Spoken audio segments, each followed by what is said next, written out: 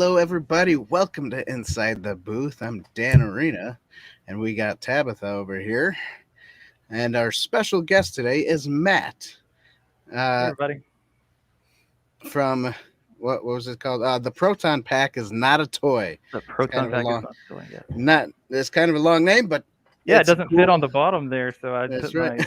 my Twitter thing, which also doesn't fit. So people wonder what TPPINAT is. Then That's there it. you The go. Proton Pack is not a toy.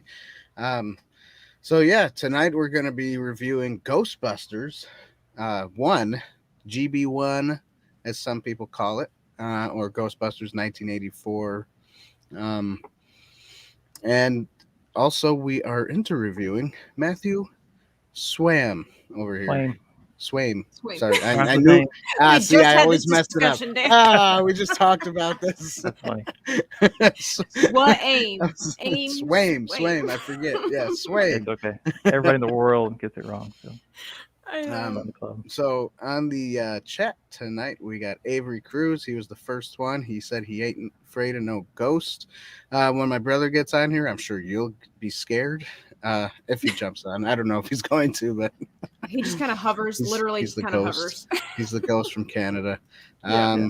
I saw him pop in on the last one on Yeah. Clint's video. Yeah, it was fun.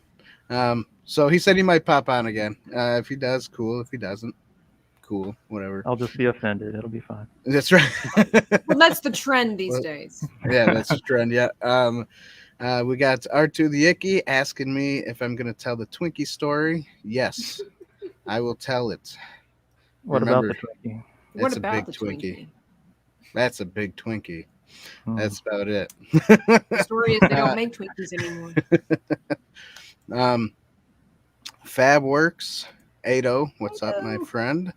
We got JT Gunter. What's up, JT? And we got Dax in the house. Hello, he says. Not Hi. sure why he was elongating that. He's yelling at us. Oh, yeah. And we Like got that Seinfeld Tabitha's episode. mommy Hello. waving. And we got Phil, TMNT. The guys on the panel look bad. Yeah. And Tabitha looks amazing. Sweet. Language. That's right. Language, right? Captain America, language. Mhm. And we have Dennis from Black Dennis. Market Outpost. What's up, Dennis? How are you? We have The Matt man. Vader. Ah, Whoops. Matt Vader. Can you guys just put the camera on Tabitha and call it good? look, I'm in the middle. That's the best it's gonna get, guys. Just calm down. Yeah. I mean, if she's got. I don't know why I Yeah. always end up in the middle. Zach says, spoiler alert, Ghostbusters 1984 was great. Or It was was. it? Or was it? That's right. So, anyways, as everybody should know, and there goes my weird computer. As everybody should know, now is the time we talk about Merchandise. merchandising, where all the real money of this podcast is made, or show, whatever you want to call it. Oh, he's got look an at official his cup. Here, His I'll cup make is- mine. You got the as cool as balloon? his. There we go. Oh, you got the balloon too. Oh, Free man, balloons for the kids. I got the balloon. I love it. Oh man. Not an That's inside the so booth cute. item. Sorry, guys. Yeah. Right. Sorry, guys, but Maybe that's Dan will pretty make cool. some for you. Copyright. Yeah. Maybe I'll make some. I don't drink out of that, by the way. Oh, you Just don't? for show. Oh, It's just for show. You should get Yeah. a second one so you can drink out of it. That's true. I could. Yeah. So what else? We got mugs, we got koozies, we got neck gaiters, we got hoodies, we got t-shirts, we have phone cases, we have stickers. The good I stuff. can't think of anything else right at the moment. So go to our website, www.insidethebooth.tv.com. Get yourself some merchandise.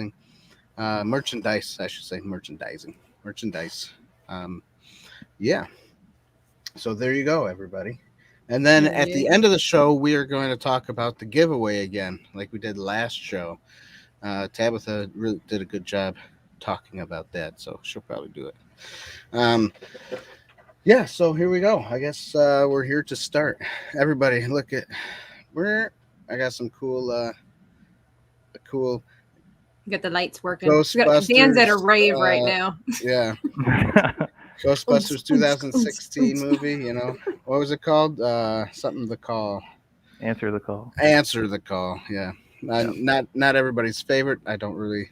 Wasn't my favorite either, but that Proton pack was pretty cool. That's why I made it for my wife. She's a woman. It was a woman movie, you know. There was a dude in there. Yeah, there was a dude in there. Not as a Ghostbuster. But I'm sure that he would have eventually become the Lewis Tully of the show had they made a second one. If he was funny, that's the thing. Anyways, no, we're not talking about that movie tonight. And I don't know if Matt liked that movie or not. Didn't see it. That's right. Well, I think that's what you told. Yeah, that's right. That's what you told me. Didn't see that movie, so don't talk about that one. Let's just not bring it up. I wasn't the demographic that they were targeting, and so I did them. You know, one in return. I just decided not to see it. So. Oh, good for you. It wasn't a girl guy thing. It was totally. I wanted a sequel. I wanted a continuation of the story following Ghostbusters 2. Right. And I wanted to see what happened to my guys, and for them to. There we go. Let's do that for now. For them to just reboot the franchise, whether it was men, women, Smurfs, didn't matter what it was. The fact that it was redoing it and starting over from an origin rather than a sequel or a continuation. Right. That's what really disappointed me, and so decided not to see it. And then super happy that Afterlife is going to fill that void that I've been hoping for since 1989. So right. I'm super excited about it. One of the stipulations I gave Dan, though, when I first said we're going to do this was I am going in as fresh as I can on this movie. So let's, even in the comments, keep it as spoiler free. No, of course.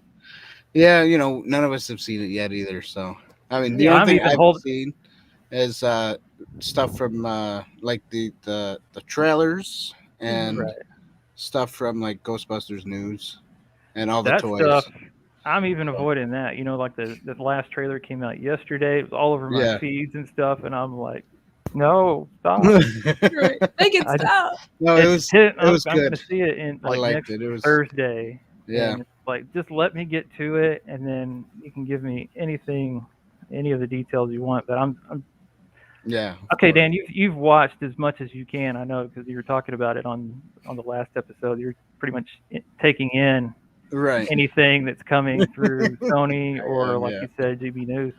Do you feel like that you have seen too much, or that too much of the surprise or the intrigue of it has been taken away? No, not for me. I don't think so. Because when I get excited for something, even if I watch the trailers and stuff, I'm still kind of stoked about it, Yeah. Even if I still see little bits and pieces here and there. I don't think they have shown too much. Of course, they showed a lot of the different types of ghosts and stuff. Right. But I mean, which is really surprising for Hollywood because they tend to lately always reveal pretty much the entire plot in the trailer. I think the reason though was because of the toy line, and because they wouldn't have, like, if they brought out the toys, they'd be like, well, what's this toy? What's that toy? Everybody would have questions. So if they didn't show it, then they'd be like, well, I don't know about this, Like they had to do the first, like months ago, they had to do the mini puffed thing with Paul Rudd in the Walmart.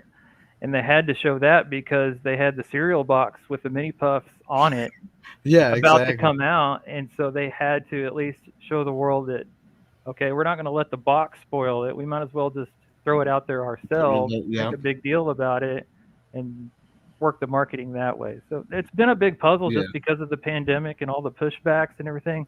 Yeah. They had a different timeline they wanted to go through, but they haven't been able to. So I'm trying to give them as much slack as I can. Yeah, and that surprises me that they held it for so long, Even a lot of spoilers have been held for so long. I mean, that movie. And I'm surprised none of that movie was even linked. Not linked, leaked. I can't speak. So that I think that they did a good job with all that, and I'm stoked about it. Definitely, I can't wait, man. Yeah, I'm dying to see it. Yeah, unfortunately, I'm not going to be able to see it on the night of the opening. I'm gonna have to go the next day. But if that's the case, I'm gonna have to go on opening night just so I can just beat Dan, even though he's way more excited about it than I am. I mean, I'm looking forward to it. Don't get me wrong. He's not a real fan then. He's not a real fan. If he was a real fan, he's not even he would, a real fan. Prioritize it. Well, I have to prioritize my mom's cafe first. She won't be able to throw run the it mom without me on a Friday. There. Yeah. Sure, well, sure. If it wasn't a Friday, I would definitely be on top of that. Check your theaters. A lot of them are showing it on Thursdays. I heard that. I will ask them, but it's a small theater, so they'd probably be like, "Well, I don't know if we can, or I don't know if they would want to." Slip them a $1 bill and see what happens, Dan. Well, if I slip them $100, they'll let me sit there in the theater by myself to watch it when they first bring it in.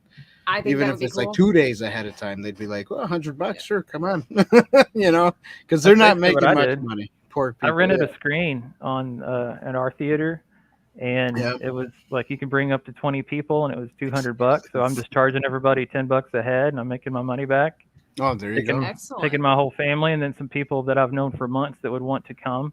Right. And it was kind of still when COVID was kind of iffy, and we weren't sure that we would want to be around general public. But if you want to be around people you already know, then people would be more likely to go. And so I've been planning that for months, and I've been bugging my movie theater dude for months, saying, cool. "Hey, can I give you my money now? Can I go ahead and schedule it? Can I get the time now?" You should make it $11 so you can afford popcorn. Yeah, they gave us a deal on that too. So okay, there you go. Yeah, and this poster behind me. I got a Ghostbusters Afterlife poster. I'm gonna get one of them. I'm getting me one of them. My theater guy up here already has one set for me. Yep. Well, my uncle Mike likes to buy all the posters, so I told him, "Well, make sure you get an extra one because I want one too." He goes, "All right, definitely." I like what Zach says. Zach says here, "I hope this version is fully improv, no scripts." That could only be done if Dan Aykroyd and Bill Murray were starring through the whole thing. But that's what happened in 2016. I think that's why it was just all improv. That's what we used to do back in the day, though. We get the Firehouse out and we get the Ecto One out and the figures, and we would make the story. And so it was completely improv because it was just our imagination. So you just need to get your toys out and play. That's right. That's right. Hey, I see we have the Salty Nerd podcast in the chat. That's cool. Yeah, we do. We got Tim Dietz. He says, just put a sign on the cafe saying you'll be right back. Right. Exactly. His lunch break at night. Salty Nerd podcast. Yep. Thank you for coming. What's up? Yeah, thanks for stopping in. I listened to they actually had a podcast this afternoon, and it was about Ghostbusters.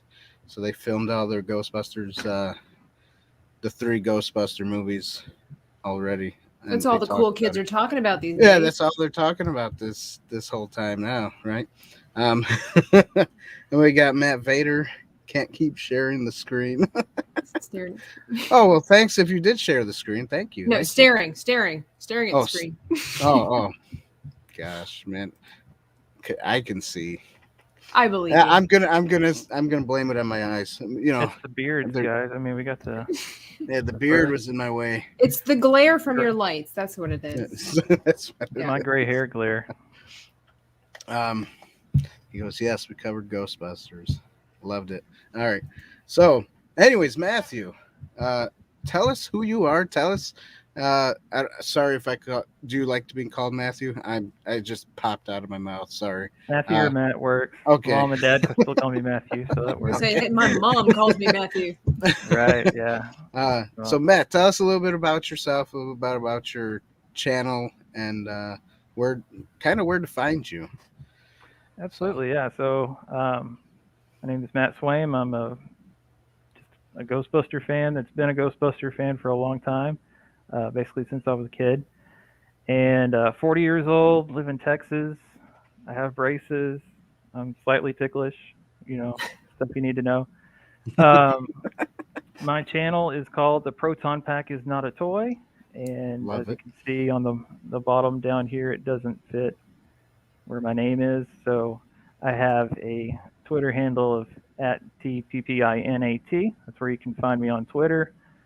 And I'm also on Instagram, just @The Proton Pack Is Not a Toy, one really long word. And started out just mostly doing YouTube stuff.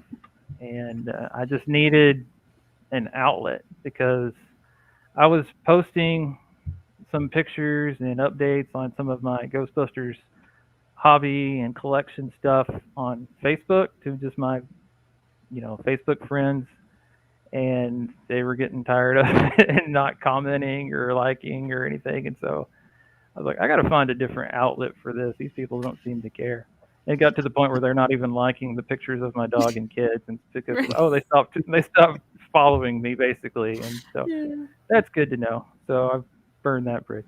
So I needed a different way to be able to put some of my stuff out there. At the time, we were living in a smaller house, and just the top of our walk-in closet, I had a shelf with my old toys and some of my collectibles, and then I have a Proton pack that I pretty much just sees a lot of day around Halloween, and it's pretty screen accurate, if I could say so. And it was just sitting in the corner of the bedroom, and it's like, I have some stuff I want to show people, and just wanted a way to kind of get it out there. And one of the ways I started the channel, I wasn't even branded as The Proton Pack Is Not a Toy. That was my blog when I was building my Proton Pack. Nice. 2013, 2014. And so I thought, I'll just use that name again. It would be kind of a good way to brand it, and kind of just be away from just my name on the YouTube channel. And as I did that and started making videos based on the questions that people would ask me when they would see me cosplaying as a Ghostbuster or at Halloween, get a lot of people asking for pictures or saying, hey, where did you get that? How much did that cost? Is that real? All the kind of questions that you would think that people would ask about it. Yeah, and of course. So I started making videos answering those questions. How much does this cost? Where did you get it? What's the difference between the one you have and like the one I can buy at the Halloween store? Yeah. And the one you make for everything was at the dollar store. And then right. Yeah. That's the way I started out. Pieces. Yeah. Before I get too far into it, let me show you mine.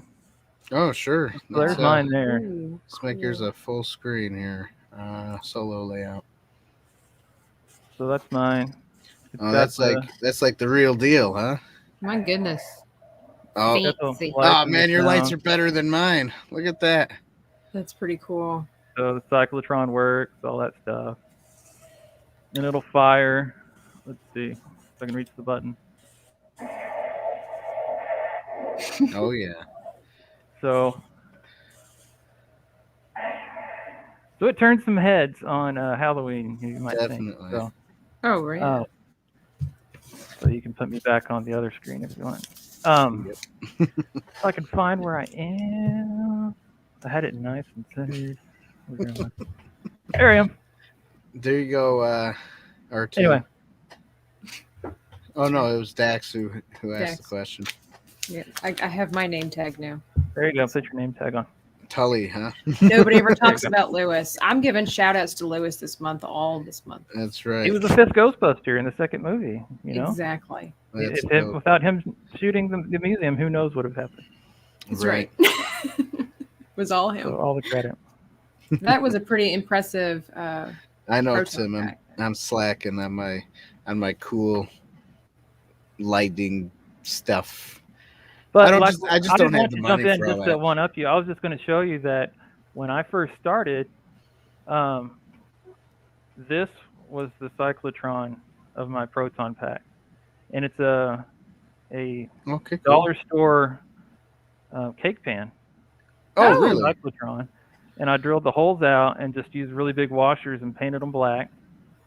And this is a Pringles can that I cut up. The famous Pringles nice. can makes an appearance. Exactly. Again. Pringles cans are the right shape and everything. And so for everything, yeah. this was the Cyclotron for my first 2 Proton packs. It's signed by Dan Aykroyd, so I haven't gotten rid of it. And so nice. it's always a reminder that, this is where I started, and this was the gateway drug to what I'm into now, basically.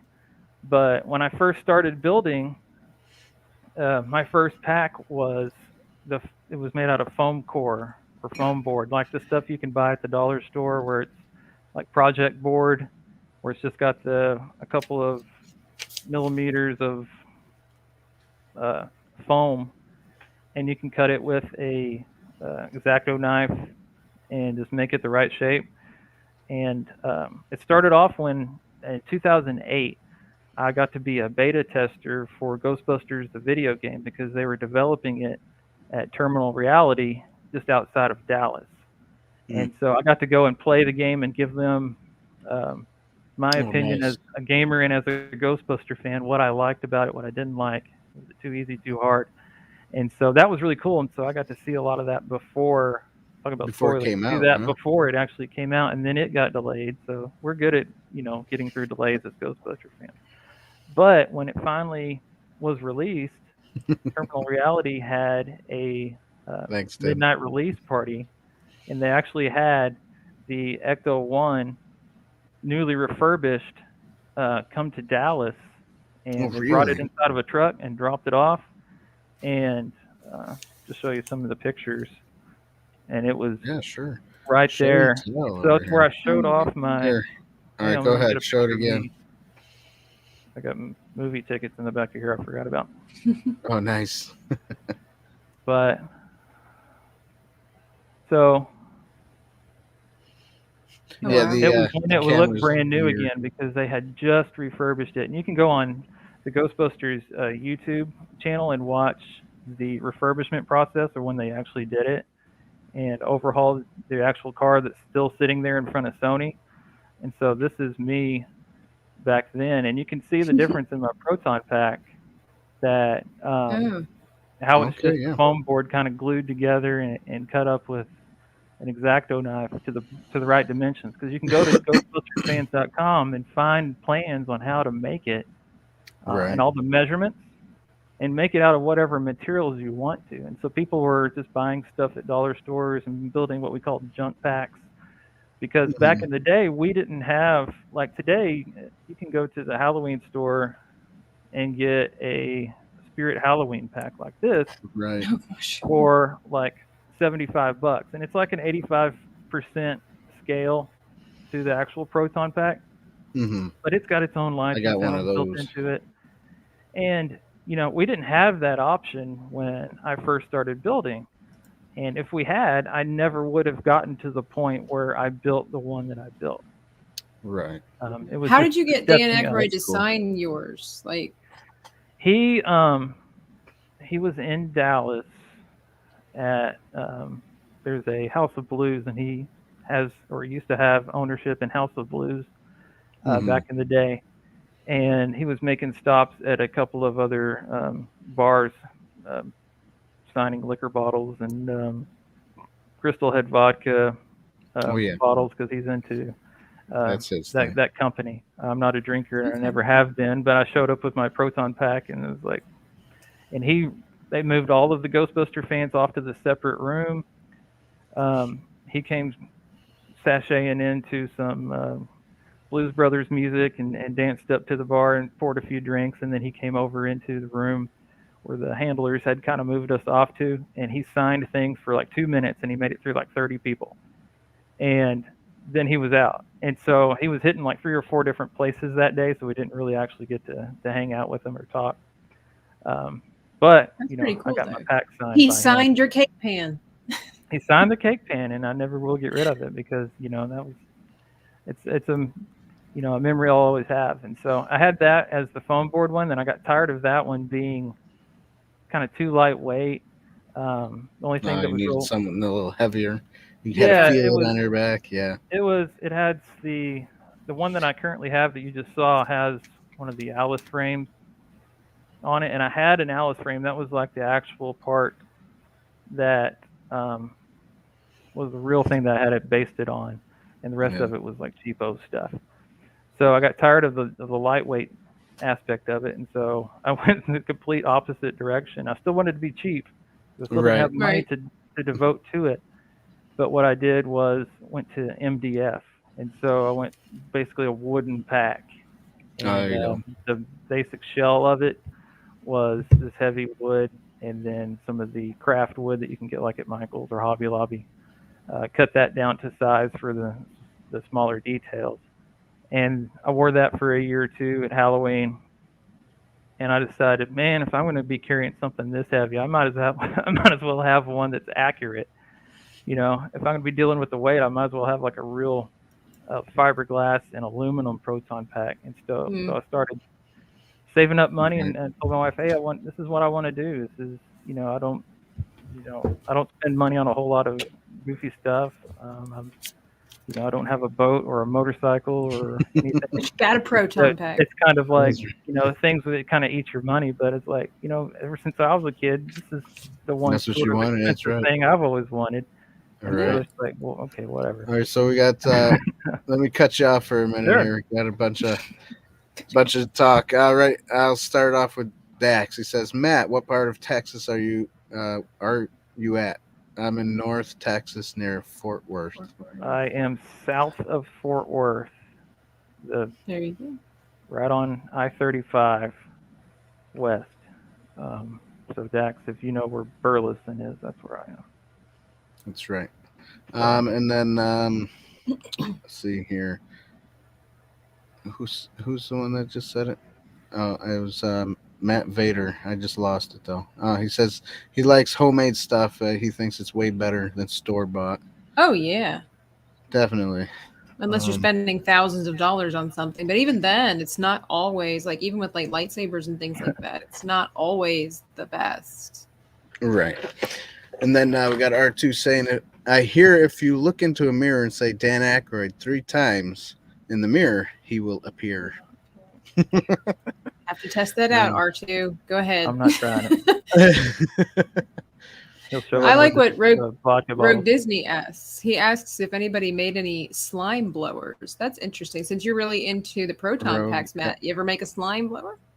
I haven't made a full size one, but I've converted a couple of Kenner slime blowers that weren't really slime blowers from the real Ghostbusters line, and I painted them to look like the movie, and I put a different blower nozzle on it. I got one hanging here. Oh. So there we go. Okay. That's cool. And the nozzle on it is basically a Nickelodeon slime blower thing that was completely different. It was actually wood shootout Nickelodeon slime. Oh, nice. I gave this to my kids, and so I kind of moved the handle around so it didn't shoot slime. Oh, nice. Like, what'd you do that for? You should have let them shoot slime. And so I started working on a third one that would actually do it. But I got derailed and I haven't finished that yet. So that's one of those down the line projects again. Now, I have thought about doing a slime blower also. Every time I drive by and see those round-shaped vacuum cleaners in the garbage, and they're always sitting in the garbage. I don't know why. Oh, yeah. I'm thinking that round shape would probably be perfect for making a slime blower. And then it's not the main tanks that are the hard part. It's a lot of the other details of it that are tough. And I've been a part of some of the. You got to have the little lights on the side too. Yeah, and just a little the project boxes and all the stuff that it's not as accessible. You can't.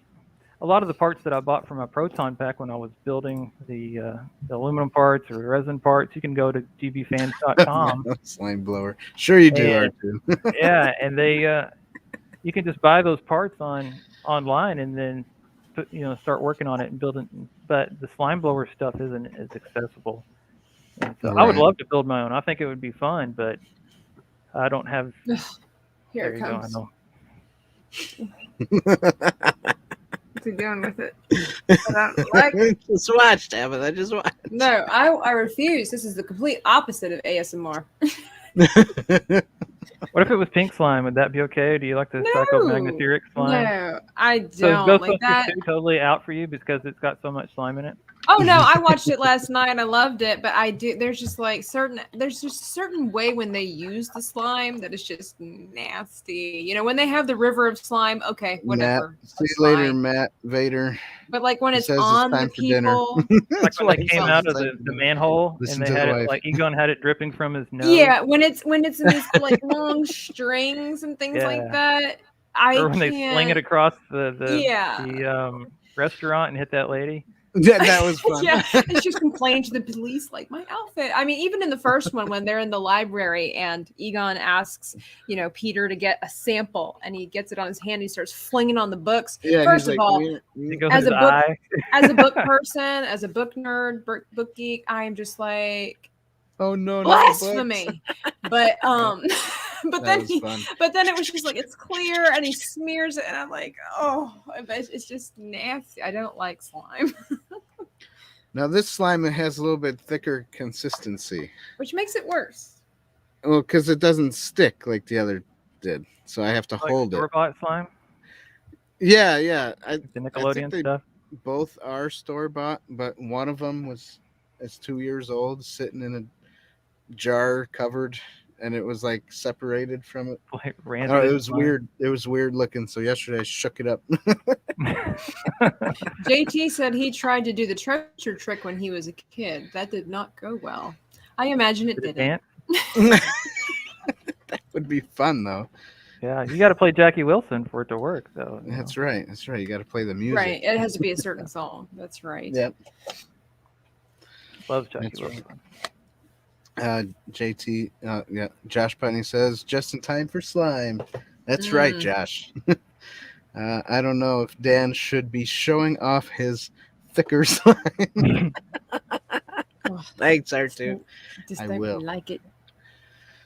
So how do y'all like my cool little headphones that I can't really wear?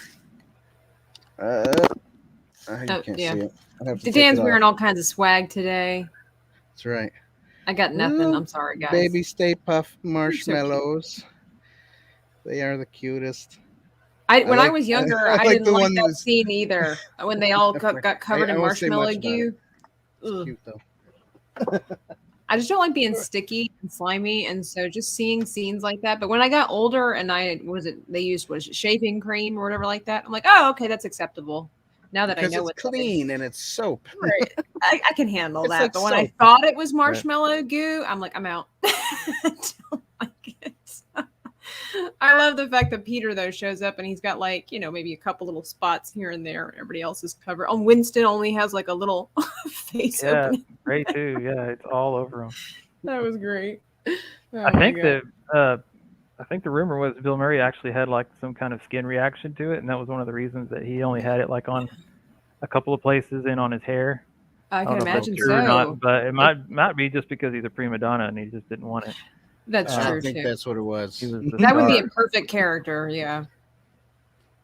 Rogue says, did anyone else think what he actually thought that liquid was?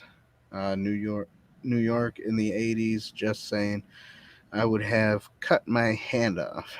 Well, I mean, gotcha. And I would have been creeped out if I would seen anywhere. I mean, a river of slime.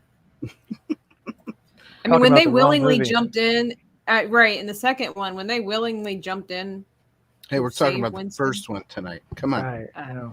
Well, we keep bouncing back and forth. I'm just saying. My fault. Stay on target. Stay on target. Oh, yeah, sure. Does anyone like to be sticky? Kids. Yes, I love being sticky. Okay. What did I say? Kids. Yes, that's right. No, that old slime is really gross though. But I'll play with this one all day long. Last year for Halloween, I decided to slime my costume. Oh, did you? You put the slime on it? You can get this stuff called Clear Glide. It's for lubricating wires to go through okay. like loom and stuff, so that you can, I don't know, whatever. It was. I was used wondering if it for- would stain it. Yeah, because it's usually No, like and grease it like base or evaporates something. clear, and it completely came off. And so I Wow. had that, and then it's called Clear Glide, but it's actually kind of clear, and so it's kind of, it doesn't really have any kind of color to it. But if you use Oh, nice. Prel shampoo, there's a green Prel shampoo that looks great too, and it'll wash right out when you throw it in the washer, because it's just basically soap. And so I Nice. used that too, and I went to work. I'd scheduled off work that day, but I wanted to go to put my name in the hat for the costume contest. Of And course. so I had both versions on there, and I had some of the Prel in my hair. Oh my And I gosh. went into the A diehard. restroom to kind of go clean some of it off, because I had to get back in the car and go home, because I wasn't scheduled to work that day.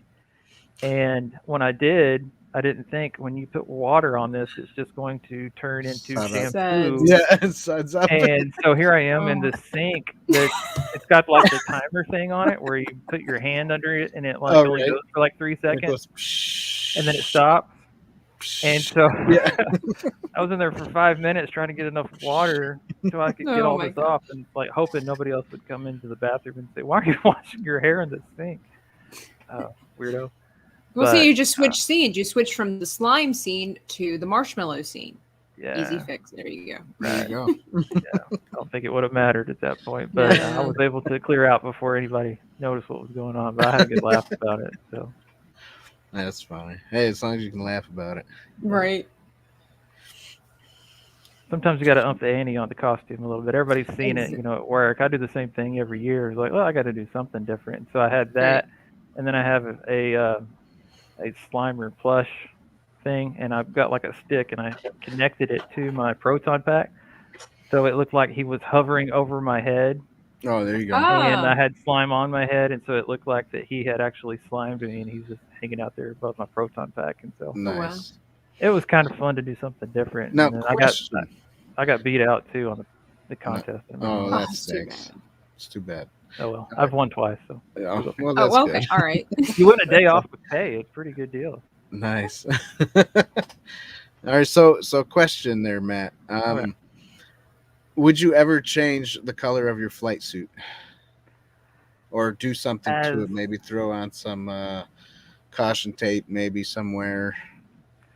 Well, I've got a darker one, kind of like the color that you've got there for the Ghostbusters 2, kind of the dark charcoal You're welcome, flight Ted. suit.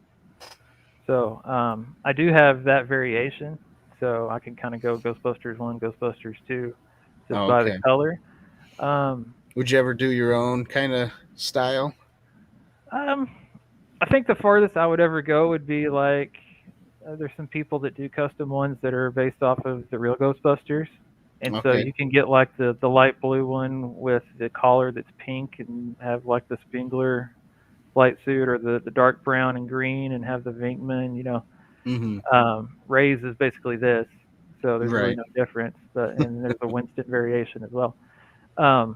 That would probably be as far as I would go. I know on the video game, if you played it when it first came out, 12 years ago or whatever, there was multiplayer on there, and as you ranked up in the multiplayer, your costume or your uniform would change colors. Oh, really? And it would have like different bands and different things on it that would make it look different. Oh, okay. So some guys back in the day were making versions of that, and I've seen people that have made like a crossover between Luigi's Mansion and Ghostbusters, because there's a lot of similarities between his ghost catcher vacuum thing. Yeah, that and like the Proton pack. pack. Yeah, exactly. And so some guys do like the Luigi hat and the mustache, and then have like a green flight suit or something like that. I love crossovers. That's so cool. Yeah, it's kind of cool. So I don't know if I would go that far, but would you, Dan, if you had an opportunity to do something like that? Of course. I like to do different stuff all the time. Like this flight, these coveralls are definitely not screen accurate to anything that I know of. These are blue ones that almost look like the blue ones that is worn in that movie with the Mike Myers face there. That one. Halloween. See, I don't even know. I don't watch Mike Myers. horror I movies. think of. I don't watch it either. Yeah, I I just think Saturday I Night think Live. of yeah. they I had think one of the newer movies come out. Austin I Powers. just kind of Austin. remember. You're right. Yes, but yeah. That's the color of this one, anyways. I think mainly. I don't know. But definitely, I would like to. I would do something different. Definitely, I've seen ones with like caution tape on their coveralls or flight suits, and I was like, oh, that looks cool too. When I was researching on how to build one of those packs there, Yeah. the original one before I built that one. That one was the last one I built. It looks really good. Oh, thank you. That's mainly dollar store stuff, except for the wand is more like PVC pipes, but that was still cheap. It's legit. You did a good job. Thanks. And then this right here is actually I don't know Pringles if you can can. see it. No. Right. But this is actually something that I had. It was a compass that I've had for a long time because I like piratey stuff, and I was like, well, let's throw a piratey compass on this thing, just to. And you can't see this one too well, but let me solo myself because I was trying to figure out how to do that, Dan, and I was afraid I was going to mess it up. Okay. This one here, if you look hard enough, you probably can't see it, but this, I forgot what this part was called.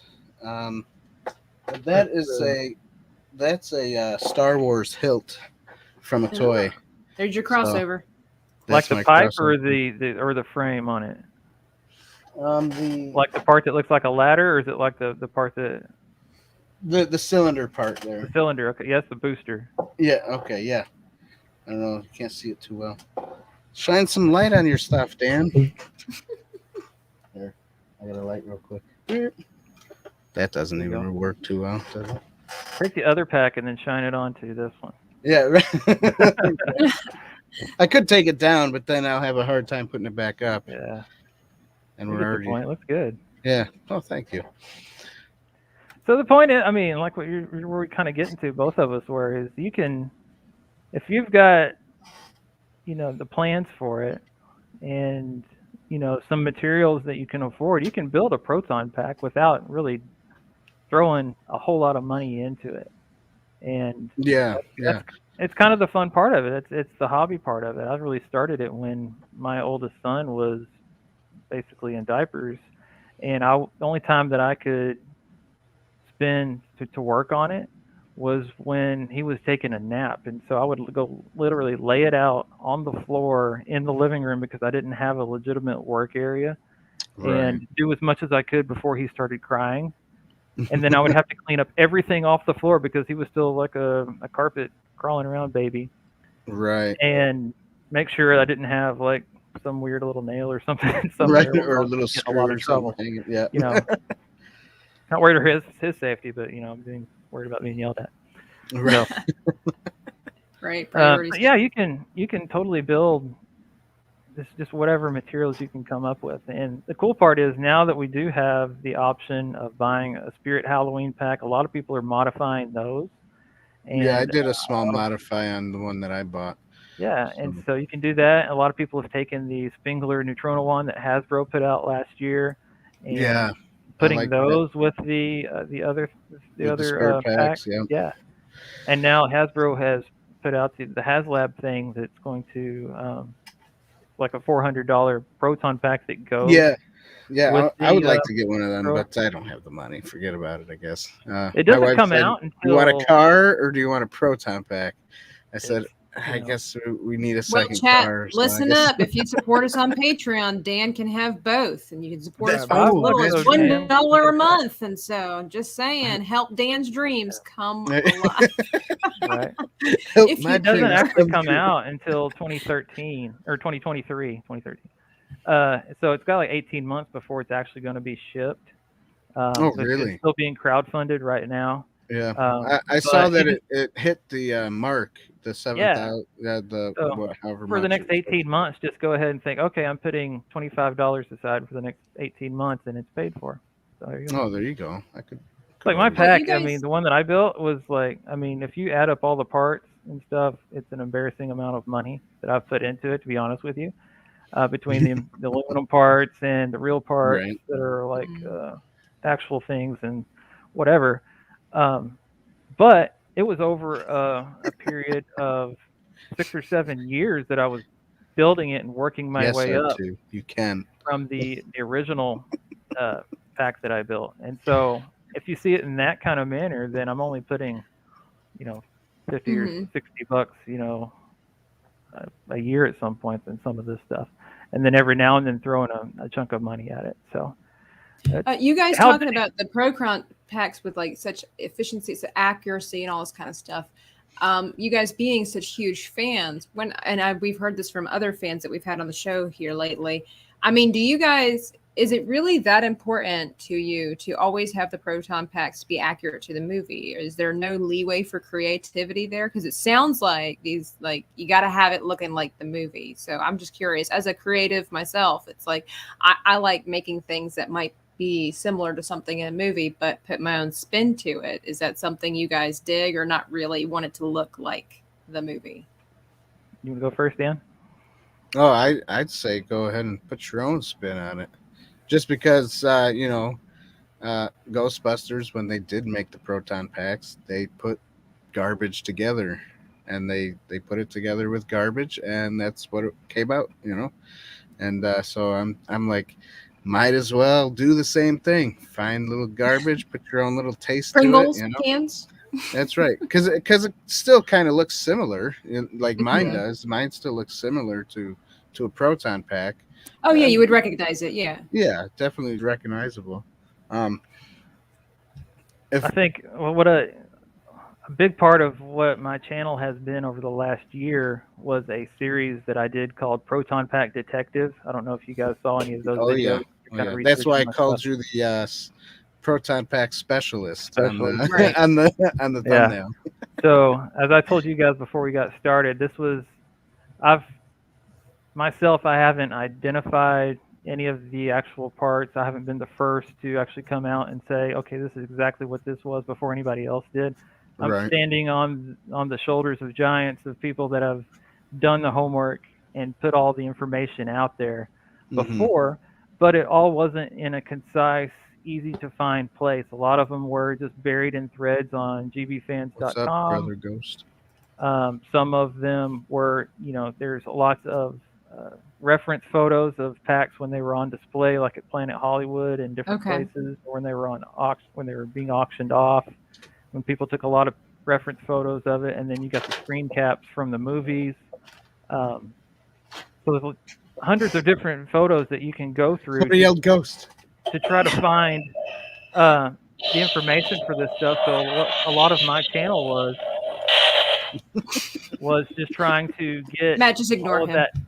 Sorry for interrupting you, Matt. No. Gotcha, bro. A lot of my channel is just taking that information and then making it concise and easy to swallow, just for like a 5 or 10 minute video where somebody could find all of the details they needed if they wanted to build a replica of a specific Proton pack. Because not counting the foam stunt packs, in the first movie there were 5 hero Proton packs. Right.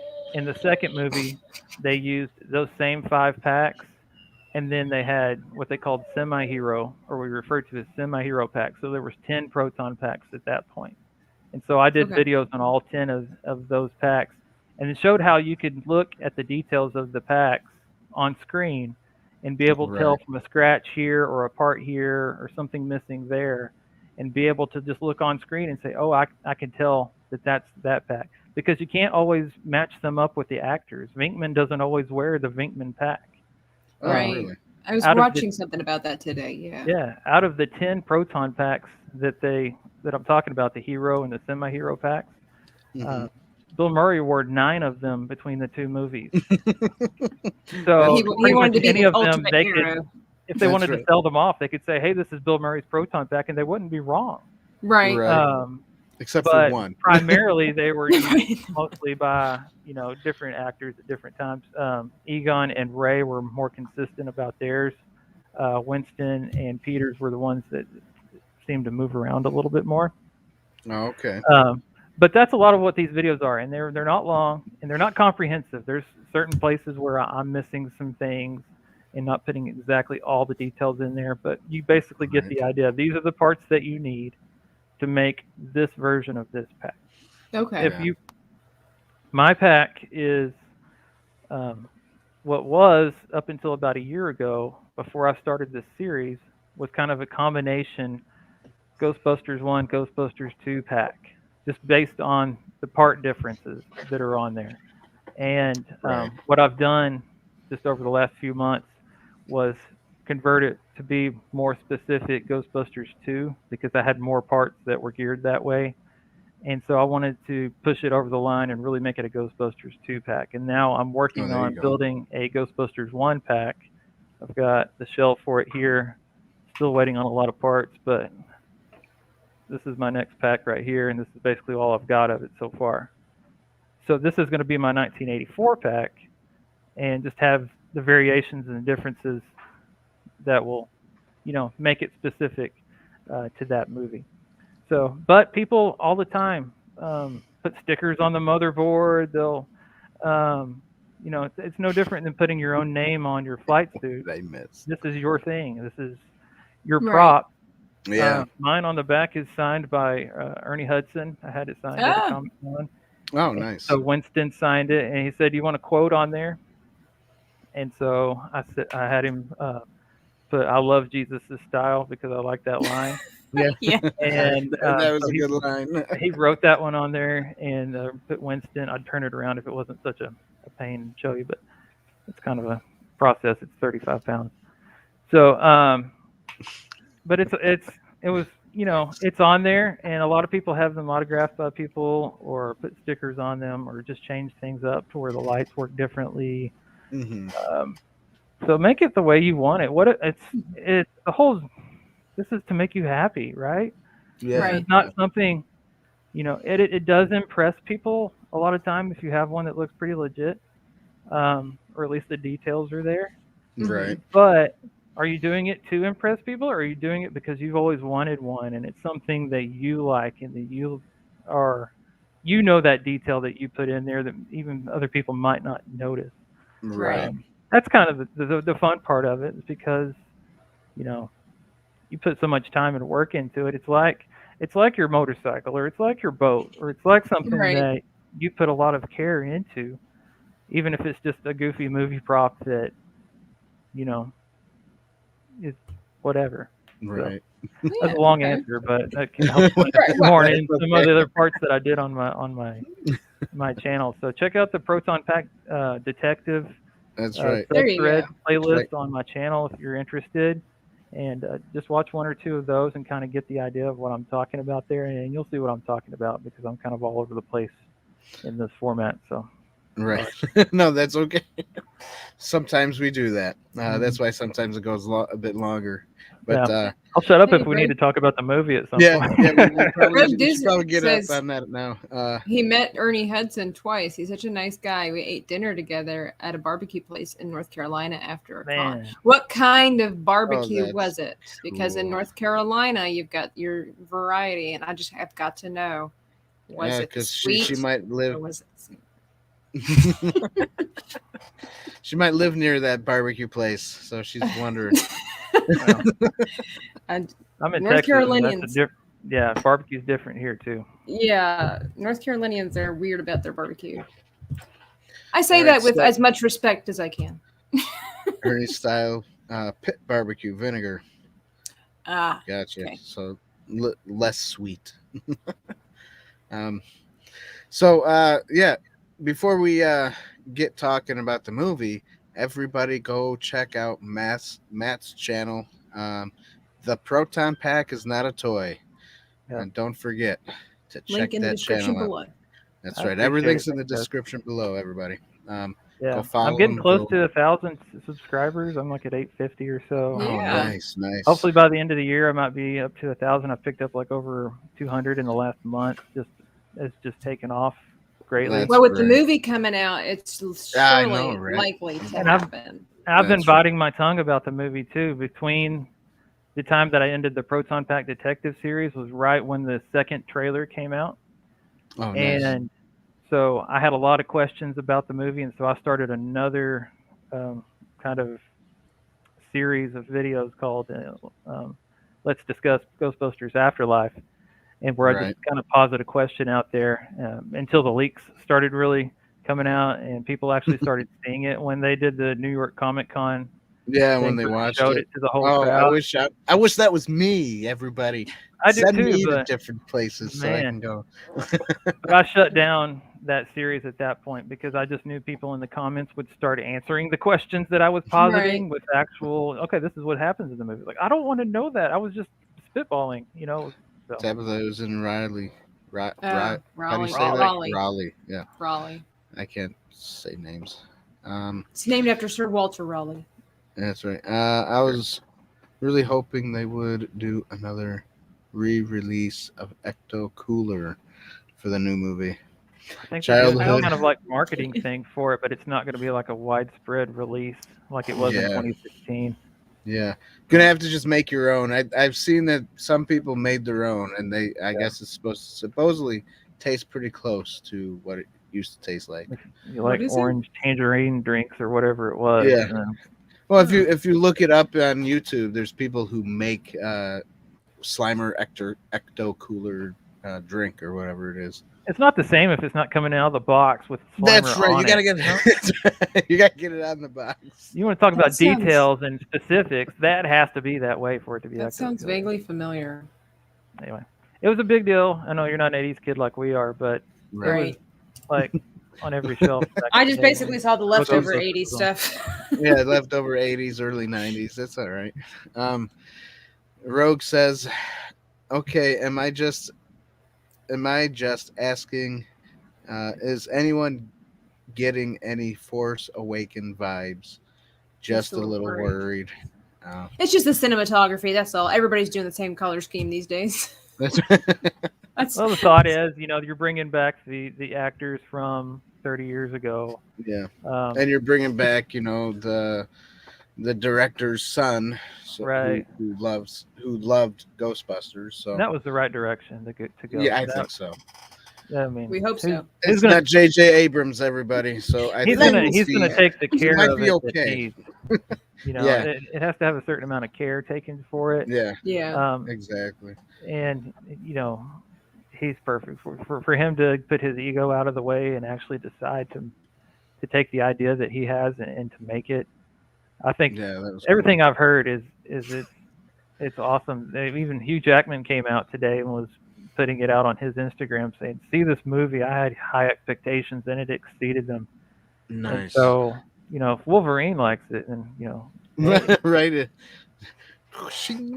That's right. It's snicked, Dan. Officially, it's snicked. Did you know that sound has been copyrighted? Snicked. You can't say it then. You're gonna have to pay. Snicked. That doesn't sound the same as it was in because it was in the comic books that whenever his claws would come out, it would go snicked, and that sound was copyrighted. But it's not. Yeah, it's not quite the same if they would have done that in the movie. The sound that comes out, though. Really, I mean, it's kind of hard to do snicked. I don't know what would do snicked. I don't know. It's like a fork coming out of the sheet. Not quite the Wayne's World thing though, where it's the swing. It's not that. But yeah, it's not a swing. Yeah, swing. Yeah, but apparently Marvel bought that sound from the comic books. Yeah, that's weird. Copyright anything, man. Yeah. Yeah, they can copyright anything. We as Ghostbuster fans are lucky because the logo's trademarked, and we throw it on all kinds of stuff. People are driving around with it on their cars, uniform, selling it, selling patches and then making their own varieties of them and selling them. I saw you had the Ghostbusters news one, and they gave us so much liberty in not just shutting us down where they could. Sony could just say, but we are marketing for them more than they could ever know. because we're just putting the name out there constantly. It's like we're the best marketing that movie could have, is because every year at Halloween there's going to be a ton of us out there, and at Comic Cons we're out there, and there's people like the Arizona Ghostbusters. Shout out to them. They do so much good stuff in their community and fundraisers and working at children's hospitals, things like that, wearing their uniforms and gathering money and then presenting the checks.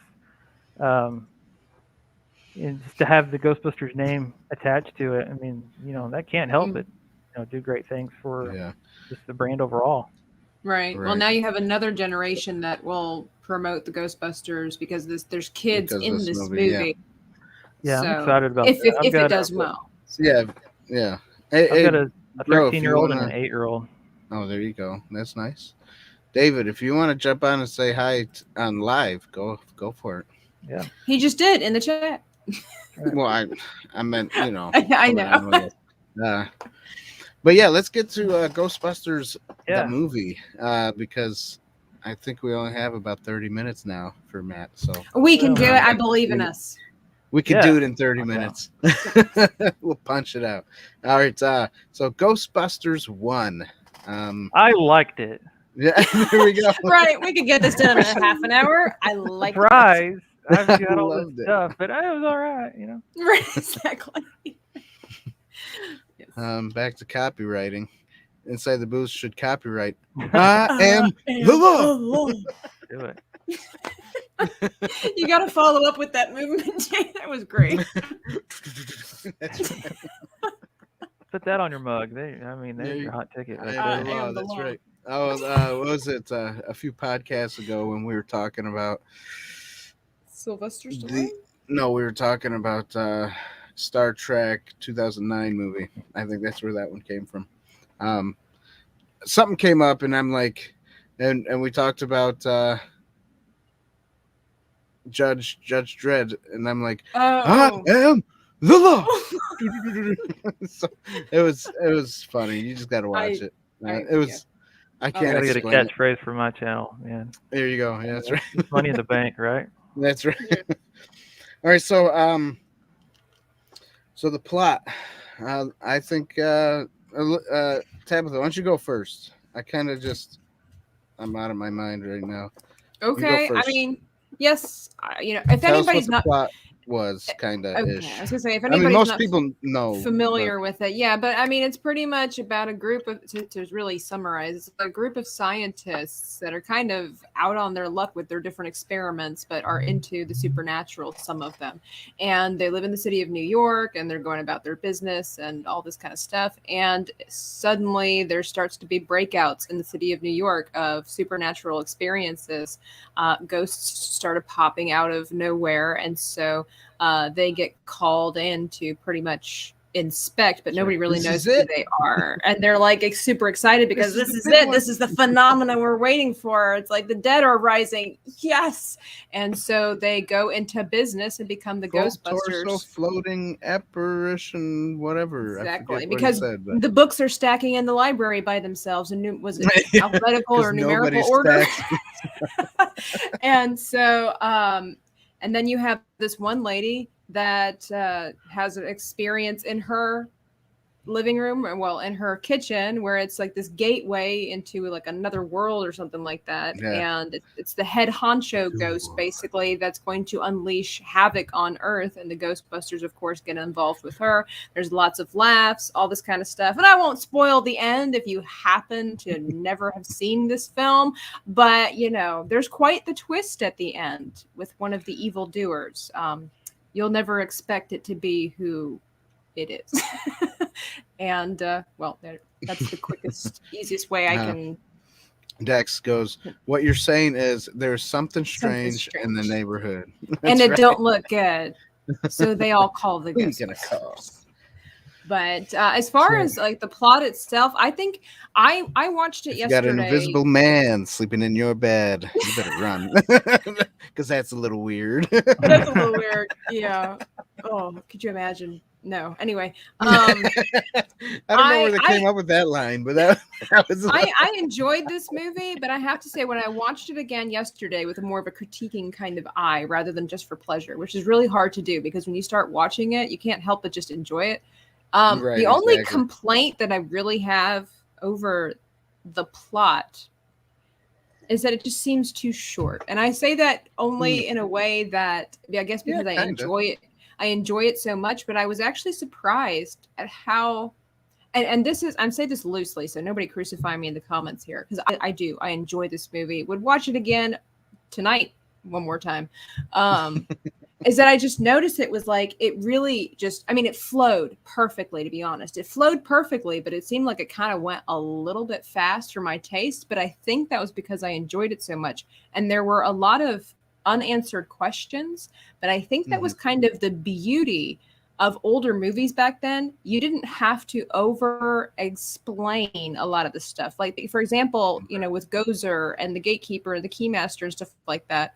They didn't really explain how they unleash Gozer. They don't really tell you, like, as soon as the woman like disappeared, where'd she go? And I guess she just became the other thing. I mean, like, it just, there's certain aspects that didn't get a lot of explanations.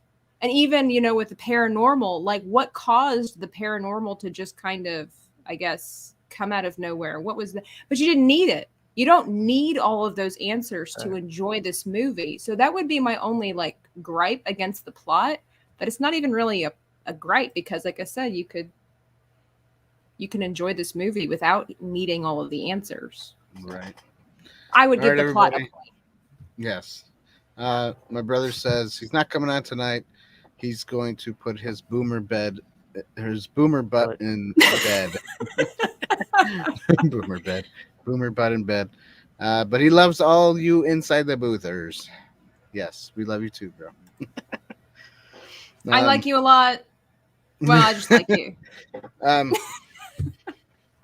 right, so yeah, that being said, I didn't really have too much gripe about the plot myself, honestly. I like you said, it's an enjoyable movie, so I will give it a point as well. Matt, what do you got? I mean, to piggyback on what Tabitha was saying, me and my son, my oldest, were talking the other day. We went and saw it on the day before Halloween in a theater here locally. Oh, there you go. And on the way back home, I was kind of asking him, how much time do you think takes place between the point when they make that first commercial and when they have the rooftop battle? I'll just say that at the end. How much time do you think that covers? Because is it a couple of weeks? Is it a month? Is it a summer? And there's only a few little identifiers in there that helps us to kind of put some brackets on it so that we know kind of how it goes down. But one of the things that I noticed was before Dana has her experience in her apartment, she's outside her apartment talking to Louis Tully, as we're familiar with here. And that's when he invites her to the party that he's going to have in his apartment, right? Right. A classic party. He invites Louis, her. I'm leaving. How much in advance is he going to invite his neighbor? Okay, obviously he has a crush on her, but how far down the line is he going to invite her? Because the day he has his party is the day that Peter comes over that Thursday night to spend his time with Dana when she ends up being possessed. So how much time was that? Was he inviting her a couple of weeks ahead of time, or was that like a month or two? So that's a big thing there, where it's kind of, we have to answer kind of that. Did he say specifically when it was, or did he just kind of leave that open? I went back and watched. He didn't actually say, "Hey, I'm having a party in 2 weeks" or whatever. So it's very ambiguous. But just kind of thinking common sense wise, how soon before a party when you're planning it? I mean, I invited people 4 months ahead of time to the private screening of Ghostbusters Afterlife, and so, you know, it could be a long time. especially for somebody that a single guy is into. You plan your party around the person that you're very interested in, right? But then on the other side of that is like we have the montage that ends. So we don't know how much time takes place between the time they catch Slimer and the time Winston walks in the door. Right. So how much time goes on in the montage? Because the day they hired Winston is the same day that Peter goes and has that meeting with Dana outside where she has been practicing with that other guy walking out, and Peter's wearing the orange jacket thing. I'm talking about. That part is supposedly the same day that Winston is hired. And so he's making an invitation to her next Thursday to eat and read and do some research about her disturbance and Gozer, or Zool is that what they were looking at, and the minion of Gozer, all that stuff. But then when they're in the mayor's office, when Winston has his funny line, he says, "I've only been with the company for a couple of weeks." Yeah. So, which doesn't really jive with the amount of time that we have between the time he's hired and Peter. So, but they wrote this movie with like an 11-month period and put it out, and it was in the theaters in that short amount of time. So there's going to be a few little iffy holes in it. It's not going to be airtight time-wise, like Back to the Future or something like that. Right. Yeah. So give them a little bit of slack there. But just as an overall thing, that's what me and my son were talking about. How much time takes place? How long? They were overnight success. It took them a while to finally get that first call. But then they were an overnight success. So, Larry King's talking about them. Casey Kasem's talking about them on the radio. Right. Everywhere. And they're super busy. There's clippings all over the place. In Peter's office of all the places on the newspapers and the magazines. So they've been busy. How many can you do in a day to get all this, publicity and stuff? Oh yeah, because photo shoots and everything, that's going to take some. Right. Yeah, and like all the magazines and newspapers are dated October 1984. So that doesn't really help much either. Anyway, that's the Right. thing. Kind of to piggyback what you're talking about with it being short, it was basically a short amount of time that they were in business and that they were And I think busy. Ivan Reitman said they only had like 4 months to even film it, right? Yeah, it Or was less, it was a something short like amount that. of time. That's Yeah, pretty very impressive. short. Yeah. If you're like me, or if you're like Dan and you've seen the movie countless times, and this is something that you What's up, basically Dave White? grew up with, and you don't have this, let me recommend a book club time. Get there the you go. novelization of Ghostbusters and Ghostbusters 2. It's There a you go. book? You can It get the is. novelization of it, and it's both movies. It's a quick read, and the first movie cool. novelization is written better than the second one because it's different authors that wrote each one, and these were written as the movies came out, but they've just been put together in kind of the Nighttime. omnibus kind of a situation. And this is recently, so this is copyrighted 1985 and 2020. I did not know that. Okay. I'm psyched. 1989 and I 2020. gotta have it. Now, So question: you can Does go on anybody Amazon have? and buy it for like $15. So Right. it's really cool. That could be And my what- first Ghostbusters merchandise. There you go. Get it. Right If down you're my a reader, alley. If you're a Oh, reader, yeah. what you're going to like about this is especially the first movie one. It gives background information that is not in the movie. Oh, And it books usually explains do. some things that aren't in the movie that help tie things together. Like when Ray, he says, "My parents left me to that house. I was born there." And Yeah. they're mortgaging it off so they can buy the firehouse and start building the company. Right. There's basically half a chapter explaining Ray's situation with his brother and his sister and how they're not getting along, and his mom and dad had them over, and Pinkman came over and hooked up with his sister, and they ran off, and so like a weird little extra story in there, and then it explains that Ray's mom and dad died in a plane crash on a trip to Puerto Rico, and they gave Ray the house. And it explains like the letter that the dad sent to Ray and the reason why he did it, saying that Not that you deserve the house more than your brother or your sister, but I figure if you have friends like Peter Venkman, you're going to need all the help you can get. And that is pretty cool. I had no That idea is that they cool. turned it into a booklet or book form. That's nice. And then there's Egon's childhood kind of in there, how he was blowing stuff up, even when he was a straightening kid, slinkies and collecting spores and so mushrooms. And there's a lot of stuff, but it follows pretty closely with the script of the first movie. The second one, based on the second movie, I think they were using a version of the script that wasn't the final one that got used for Ghostbusters 2. So if you read the Ghostbusters 2 version that's in here, some of it's different before they did the reshoots that actually ended up being the movie that we know today. So it's kind of cool. It's like reading an alternate script for the second. Yeah, I'll have to So for $15, if you need to tell somebody something, you don't have any ideas for something for Christmas, tell them, hey, go on Amazon and buy this for me, and you'll enjoy it. I leave this in the car, and I'm waiting to pick up my kids at school. I'll just read through a chapter while I'm just sitting there waiting.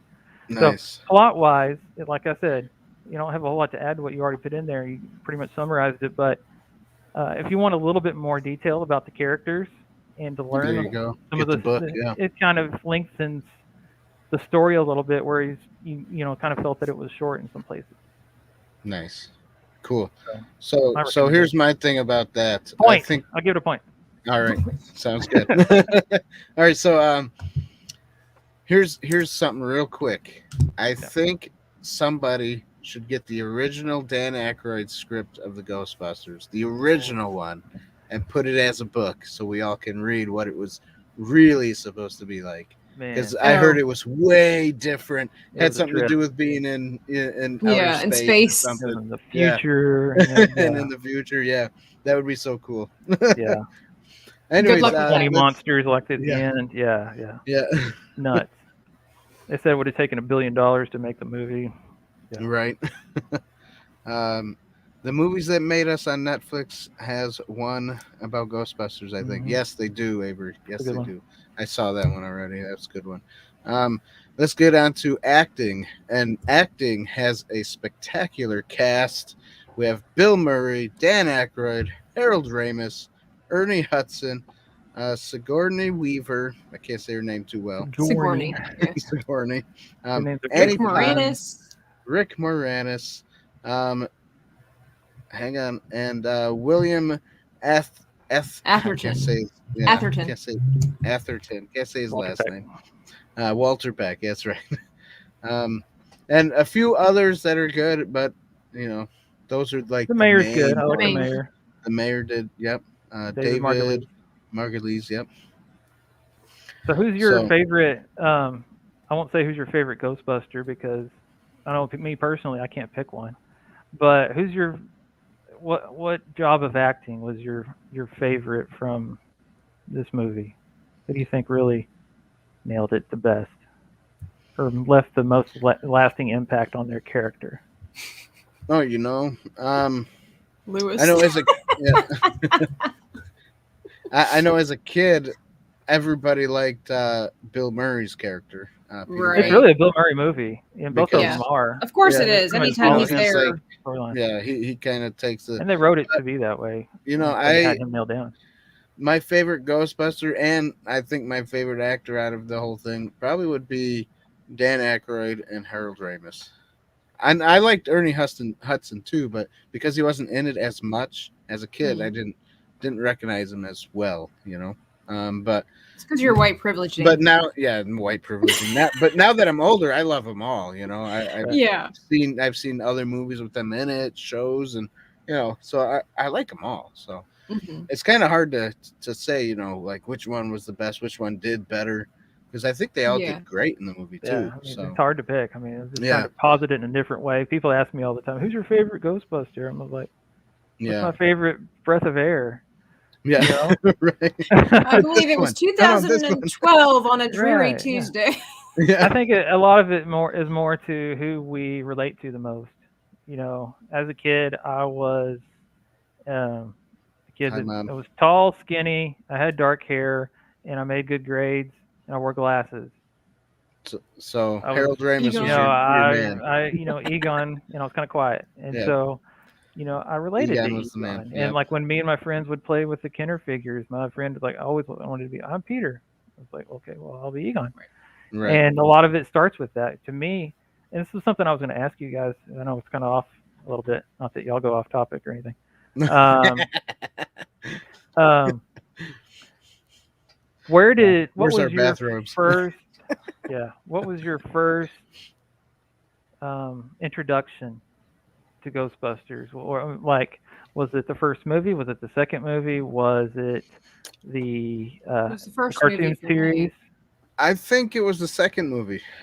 Mainly was the second movie, I believe, and then the cartoons, or it was the cartoons then the second movie. I don't remember which order, but because in '84 I was only 1 year old, so first in line to you don't see remember, it, right? Dan? Yeah. I don't remember that one. But but I do remember watching it like on TV.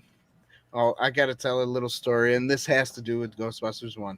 When they were, maybe it was Ghostbusters 2 actually, because I think they were in the in their straight jackets or whatever in the mental ward, where the mayor's going, good night, JT. Somebody call 911. We need the Ghostbusters. I think that's what it was. I think it was the second movie. And I was a kid watching this on TV, and I'm like, oh, man, I want the Ghostbusters to come to my house, too. So I went to my phone, and I dialed 911. Oh, no. And I was like, when they were like, this is the police. Can I help you? I go, this isn't the Ghostbusters. Uh-oh. No, you're just pranking. I wanted the Ghostbusters. No, it's 555-2368. Yeah, right, exactly. Well, see, I didn't know that back then. Yeah, right. I was like, that was the three numbers that came out clear. 911, get the Ghostbusters, And I think that was an emergency. Movie. Yep. Right. And so I did that, and they called back, and my mom had to tell them what we were watching. Yeah. So they're like, are you sure no one's hurt? No one's, and because I just hung up after they said, this isn't the Ghostbusters. What's the problem? I go, click. Great. I remember it being the first one because if anybody's been in the booth for very long, they know I was very sensitive, still am, to scary things. And for me as a kid, this was a scary movie. I didn't know it was a funny movie. I knew it was a scary movie. So it was the library scene when the woman changes into the scary part. That freaked me out. Like, I don't think I was actually watching the movie. Maybe my dad was, because he's a big fan. And like I passed by or something like that. And so I did not watch that movie until I got older, probably a teenager or something like that. And that was when I was like, some of those scenes were still scary for me, because back then practical effects when I was a teenager were still the thing. CGI wasn't quite as heavy and everything like that. And so, but then I got older and it was like, it's funny. Terror dogs. I think that's I didn't like that either. Really scared me. I did see a bits and where pieces Dana goes throughout into my the life. kitchen, like with the chair grabbing her. That's pretty freaky. Now, even as an adult, that is my least favorite scene, even though it's done so well, because I have a weird fear about like hands coming at me, and so that scene, I remember when I saw that when I was actually watching the movie, like I'd gotten over my fear of the librarian, so it was all cool. And you this wet your movie's pants great. when the chair comes alive. Oh man, when that happened, my body heated up, the hair on the back of my neck stood up like that, and I couldn't. I mean, I watched the rest of the movie, but I had nightmares after that. So I'm good now. It still freaks me out. But that would be my first. See that. It's funny because that didn't even scare me. It was when you see the terror dog jumping out of the thing, whatever it was, jumping out of like. Who let the dog in? The apartment. There's a bear in my apartment. Chasing him, that was like freaking me out. Because I guess I had a thing about ugly looking scary dogs chasing me or something. I mean, that just scared me too. Yeah. But I didn't. The hand thing didn't bother me. I was like, oh, she's getting taken away by something, It's because demons get you at the foot of your bed, and so it was like, here they are coming out of your couch. That's right. In your chair. I know for me, like my first recollection of Ghostbusters was when I was in kindergarten and I went over to my friend's house to play, and he had a Kenner Ecto 1 and at least a couple of the figures, and this was my first introduction to whatever this is. Right. And so we played for a little bit, and then he told me there was a cartoon on TV, and I started watching the cartoon, and totally got into it. And so this was 1986, 1987, right when it was really taken off as a cartoon. Right. And really got into that, and I really had no idea there was a movie, just because, you know, so many cartoons like G.I. Joe isn't based on a movie, Transformers isn't based on a movie, like, so this Right. is just a cartoon. It's cool. Yeah. And then my mom came home one day with the movie, and here I am, 6 or 7 years old, and she said, "Hey, I got a copy of the movie for you." And it's not like she went out and bought it. I think my uncle had some way of pirating video Right. cassettes, and so like two VCRs hooked together, and you can burn basically your own copy onto a different. I don't know how it worked back then, but she came home and it just had like the Polaroid video cassette, and so that was my first copy of Ghostbusters. That was pretty much a probably pirated illegal. edition. Yeah. And so the first thing I remember when I first started watching it was, okay, why are there only 3 of them? Because it's halfway in the movie before we get Winston. Right. Why do they all have black hair? Because in the cartoon they all had individual hair color type. Yeah. Yeah. And why are their uniforms all the same color? Because in the cartoon they all had variations of the different colored uniforms. And so it took me a minute to get past all of that to realize, okay, this came first. Yeah. This was before the cartoon. The cartoon's based on this, and I started realizing that. And then it was a really big deal when Ghostbusters 2 came out. I still very clearly remember the first time that I saw one of the teaser trailers for Ghostbusters 2. It was the one where Dana gets out of the taxi cab and starts walking up the stairs to the museum, and the wind's blowing really hard and things are going everywhere, and she looks over her shoulder and the wind catches her hair, and I thought, that's the lady from Ghostbusters. Could this be another Ghostbusters movie? And it kind of, when strange things happen, when this and that, and then it finally shows, sucking the guts guys were the Ghostbusters. Yeah. This is 1989, and so like squee wasn't a thing, but I'm sure I squeed as a kid. Yeah. This and it's like it was the perfect time in my life for this to really grab a hold of me and lead me to become a nerd like I am today, and just really involved with it. It was a lifelong thing that came from that, and so that's why it's been kind of a bummer that until now we really haven't had a continuation of that. With Afterlife coming out, I can't wait, because this is like picking up from 8-year-old me, telling me the rest of the story. Like how that's time travel. Yeah, basically what that is. It's like, what have we done over the last time? We don't know what has happened, and so that's the cool part. Is like we get to fill in the blank that we had that we thought never would be filled. So that's cool. Anyway, I give a point for the people for the acting. Yeah. We're gonna run over, and I already told my wife. So it's cool. Okay. Tabitha, what did you think of acting? Did you give it a point yet? No, not yet. I give it a point too. Because, well, just in quick, like he said, you really can't. I don't know. For me, it is difficult to pick a favorite, because they even down to Janine, they all play such an important role, even though they're not the main person. Like, it just wouldn't be the same without Lewis, without Janine, without Winston. They just add a little something to it. Yeah. I mean, you've got your 3, your 4 are really your main people. And it's one of the unique things about this film. Normally there's the main guy, and I guess you could say it's Bill Murray, but at the same time, you've got then your female character, which is Courtney Weaver. But, she just, when you have Egon and Ray, they're the geeks of the thing. So there's really not necessarily, even though Bill Murray's character captivates you and he's like the one that you kind of fall in love with, if you will, you need all of them to complete this movie. And I love the balance that there is. And you can just tell they all work so well together. I give acting a point, even Sigourney Weaver and Bill Murray, their acting together felt flawless. Like, it felt real. It wasn't like weird. Like it was just good. The little grins that chemistry. And chemistry, and roll her eyes whenever he would make one of these jokes, and she's just like, "Oh, okay." Like it was just so real. There's enough people playing the straight man role. They didn't. There was, you had the people that would deliver the joke. It weren't really jokes, but it was like observational humor almost at the time, conversational and dealing with things, kind of humor. Mm-hmm. But it wasn't all of them trying to be wacky or silly or anything. Right. And so when you have, Dana as opposed to Peter or Dana as opposed to Lewis, one of them can be kind of the one that's really taking the comedy side of it. You need to have the other person that is the dose of reality. Mm-hmm. Right. And we had enough of that with her, with Walter Peck. Janine, to an extent, she still has her funny parts. And, to an extent with the mayor.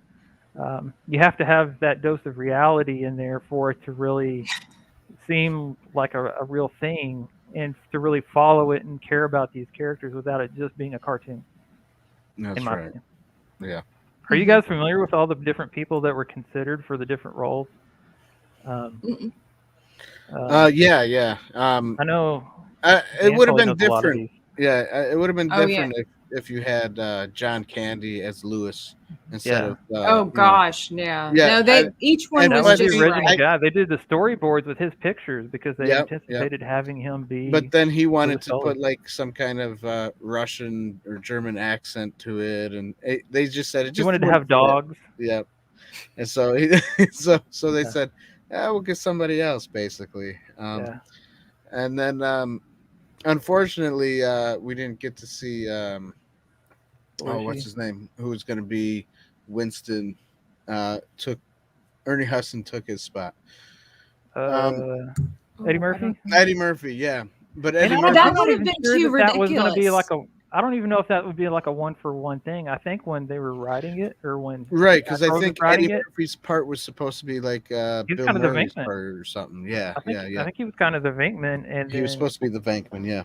Or Belushi was. I'm not sure. Wow. But it wasn't. Right. They didn't really have the individual parts laid out as well as they ended up being. Right.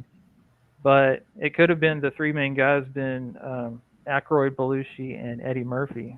Eddie Murphy was tied up doing Beverly Hills Cop, I think. Yeah. And so that was one of the main reasons they didn't get him.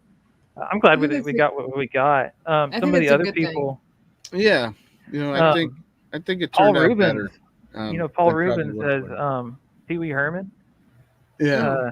He was one of the people they were considering to be Gozer. Can you imagine? Oh, that's right. Herman was Gozer. No, you just couldn't take it seriously. Bubble wrap? No, I don't. Yeah, no. He just walk out in a suit. Yeah. No. And then I've also read that for Egon they considered Christopher Lloyd, Jeff Goldblum, I heard about that, and John Lithgow. That would have been. Harold Ramis is Egon. You can't imagine anybody else being Egon. But although I would be curious to see Jeff Goldblum as Egon. Like I would be curious to see that. It would have been a totally different character, I know, but I think I still would have enjoyed it though, to be honest. This is pre-Jurassic Park. Yeah, Goldblum, where a lot of us really, bought into him, but this is like but Jeff Goldblum has been the same since day one. Like he's always the same guy. So I think it would have been interesting. It would have been fun. I'm not doubting that at all. But I'm so glad we ended up getting Ramis, though. He wouldn't have been quite as stoic. What they came up with in the end, I think it turned out the best. Oh, it was a magic formula. Honestly. It turned out great. Do you give it a point, Dan? What do you feel about the acting? Oh, yeah. I already gave it a point. But yes, I'll give it a point again. Okay. Not that I'm giving it 2, but I'm just giving it 1. But no, you can't. I can't give it 2. But, hey, did anybody catch at the end when he was talking about the Stay Puft Marshmallow? Did he actually say Camp Wakanda? He did Camp Wakanda, but it's not spelled the same way like in the script, like it would have been. Right, Wakanda Forever, yeah. Wakanda. There's actually I think in the Midwest, like Illinois or Wisconsin or somewhere, there's a Wakanda, Waconda. Right. And so... Solon, I'm glad you could make it, finally. Hey, yeah, he's one of my followers on the channel as well. Oh, yeah? Okay, cool. Thanks for showing up. Appreciate it. But yeah, that's funny. A lot of people are asking about that since Black Panther came out with the Wakanda. Yeah. It's a different Wakanda, you know. I figured it Right, was, went but to it just Wakanda, what? You know? I haven't watched this movie in a while, and I guess it must have been way before Black Panther came out, and so I wasn't familiar. So when he said that, and I watched it last night, like, right. It was just a throwaway thing when they wrote it, and then it ended up being something else in a different movie. So that's what's kind of funny. Yeah, that is funny. That is funny. All right. Okay, what is slime always finds its way. I like that slime. Oh man, want me to jump into cinematography for us? Yeah, go ahead. Cinematography. Cinematography. You go first. The first movie is kind of notorious for having kind of a grainy, gritty kind of look to it. Right. Maybe because of just the quality of film they were using at the time. Because if you look at the difference between the first two movies, one looks like, you know, VHS versus HD almost if you contrast them. Right. But that kind of gives it kind of, you know, it dates it in a way, but it also kind of gives it its own grittiness in a good way because it's a representation of New York at the time when it was a lot rougher. It wasn't a place where it was just a big tourist attraction. It wasn't just a Disney World type thing to, you know, people to go to. It was kind of a scary place, and it was different back then. And so for that to be kind of a way that it's the lasting representation of it, I think that's kind of neat. And then one of the things that when I was kind of considering this topic, I was thinking about was the contrasting colors that are used between the real life things that we see. Like a lot of it is very gray and brown and black, very dark and brick, you know, dark brick. Yeah, has that very gritty urban. Look. Yeah, you know, real urban. And like even Jason Reitman said when he was talking about moving Ghostbusters Afterlife out of New York City, he wanted a different color palette. So even that's kind of pointing into, okay, this is a very urban setting, a very gray and dark colors. But then when you did see the ghosts and you saw the proton streams, a lot of the special effects, Slimer, those stand out as being very bright. You see bright green ghost, you see a bright purple ghost in the library, pink or purple, and the one jumping out of the subway. Even you know, at the end with the big bright open portal with Gozer coming out. Yeah. It's I like the contrast of it. Just it's taking the, you know, the sci-fi aspect versus the mundane of reality and heightens it just by having those two being so different from each other. That's true. That stands out to me. That's good. Would you give it a point? This of all of the five, this would be the one where I might discount it just a little bit.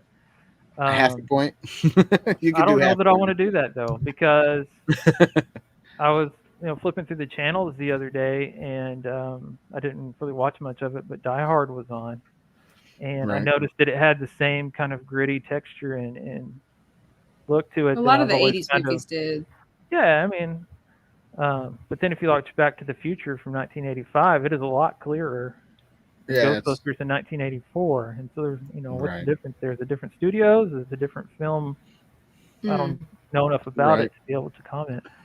But, you know, I think that if you get past kind of the grittiness, the angles of the shots, the way that Reitman directed it,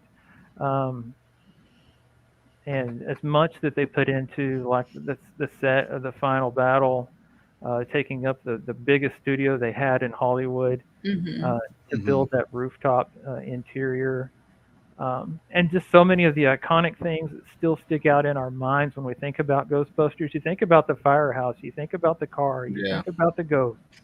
These things are memorable because, you know, they stand out as part of the movie. Even in a lot of the marketing things they get, you know, put out now, they'll have like the silhouettes of the actors, but what do we see? We see the Moogly logo thing, and then we see a lot of the ghost and a lot of the car, and the equipment. Yeah.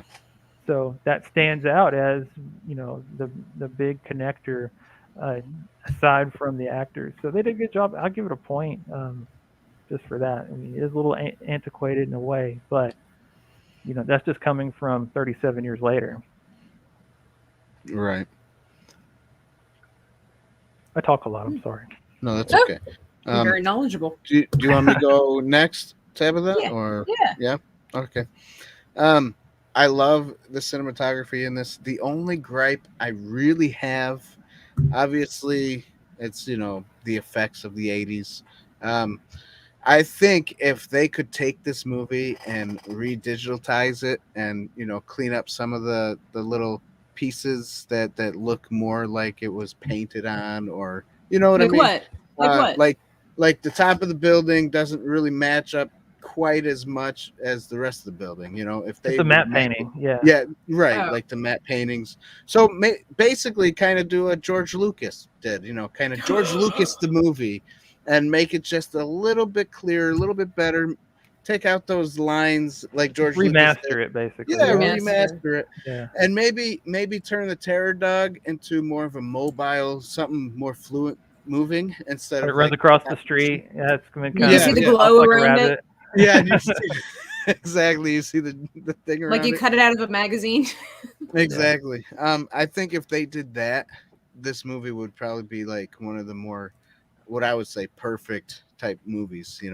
There's your 40th anniversary reason to buy it on Blu-ray again, since they There put you it out go. every few years. That's what right? they should do. There you go. George Lucas combine it with the other movie, two movies, since we'll have Afterlife as a part of it, and just call it a trilogy. And yeah, that would be sweet.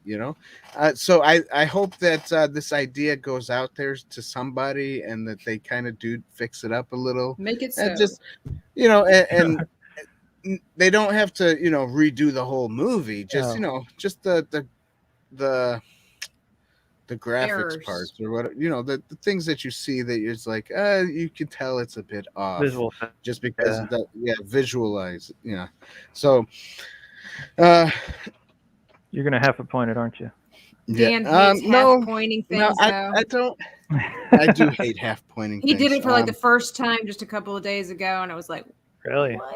Yeah. 5/8. Cross the streams first, and George redid it. Gozer would cross the streams. Gozer would cross. The streams would be more vibrant. And...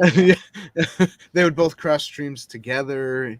One shot first. No, they shot at the same time. So do you think that deserves a full point or a half a point, Dan? I still, just because that's the only issues I have with it. Matt said that he wasn't sure about the grittiness and stuff like that. I enjoyed that grittiness. Actually, in some of those scenes, because it was a little bit grittier and grayer, their flight suits look more on the gray side instead of the tan color. That's been a huge debate in the community. Since, and back then. But on the radio, if you listen to that radio spot, it does say Boys in Gray. The Boys in Gray. Yep, exactly. So the boys in khaki. Yep, exactly.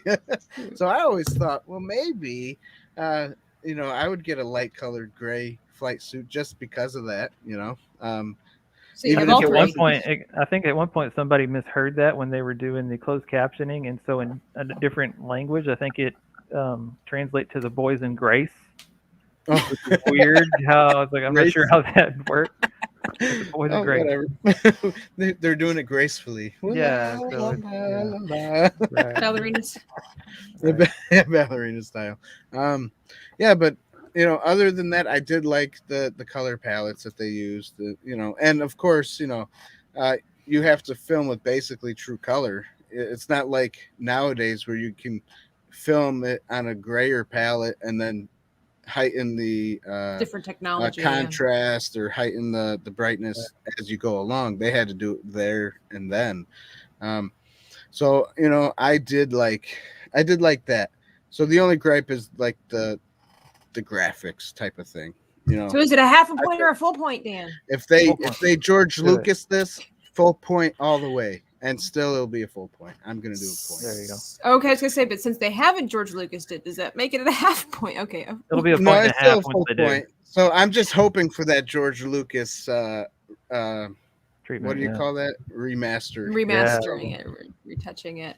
Yeah. For me, Not adding scenes, just remaster right. it. I give it a point simply because I honestly love the magic of being able to see the outline of the dog, making it look like they cut it out of a magazine, or maybe where you can tell the rooftop was painted as a mural or whatever it was that you were saying specifically. Yeah, painting. Yeah.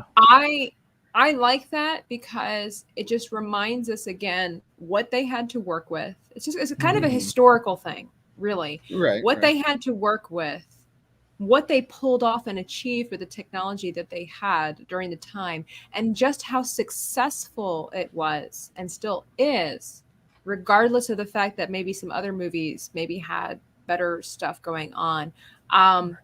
It's just something for me that when I see that in old movies and you can see like maybe the puppet strings or whatever, and it was a movie that was still really well made and widely accepted and beloved through the years, I would say don't touch that, because that's just part of the magic of the movie. And especially I think for like aspiring independent creators, that it's like, okay, we strive for perfection and the best that we can give, but it is more about the story than it is about the stuff. And so for me, I love when I can see how they did something in a movie done so well. Now, if it was a cheesy movie, see, when you have a badly made movie and you can see all that stuff and it's like, oh, well, the least they could have done was get rid of the glow around the dog.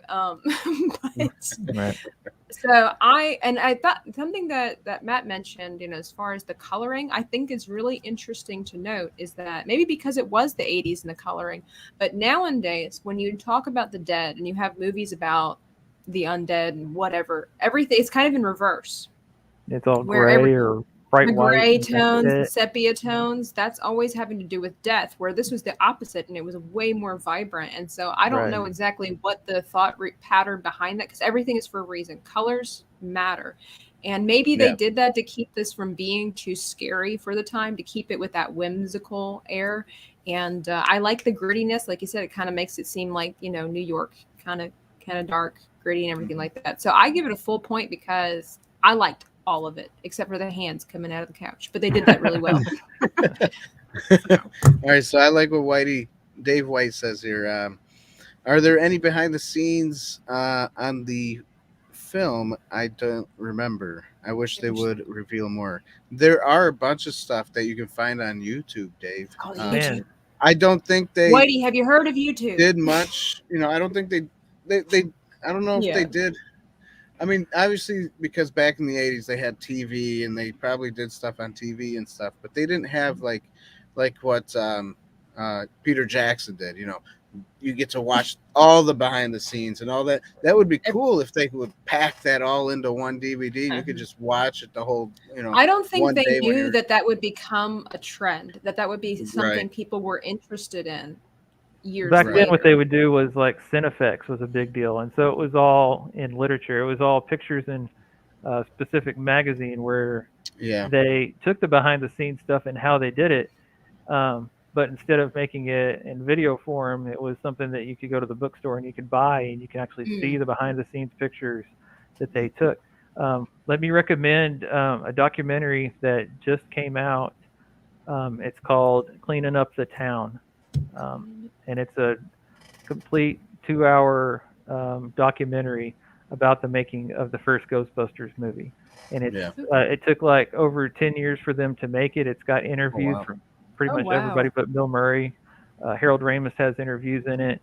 So it goes that far back. Ramis died in 2014, so that tells you how far back it goes. But it's really well made, and it's more than just talking to the actors and the director.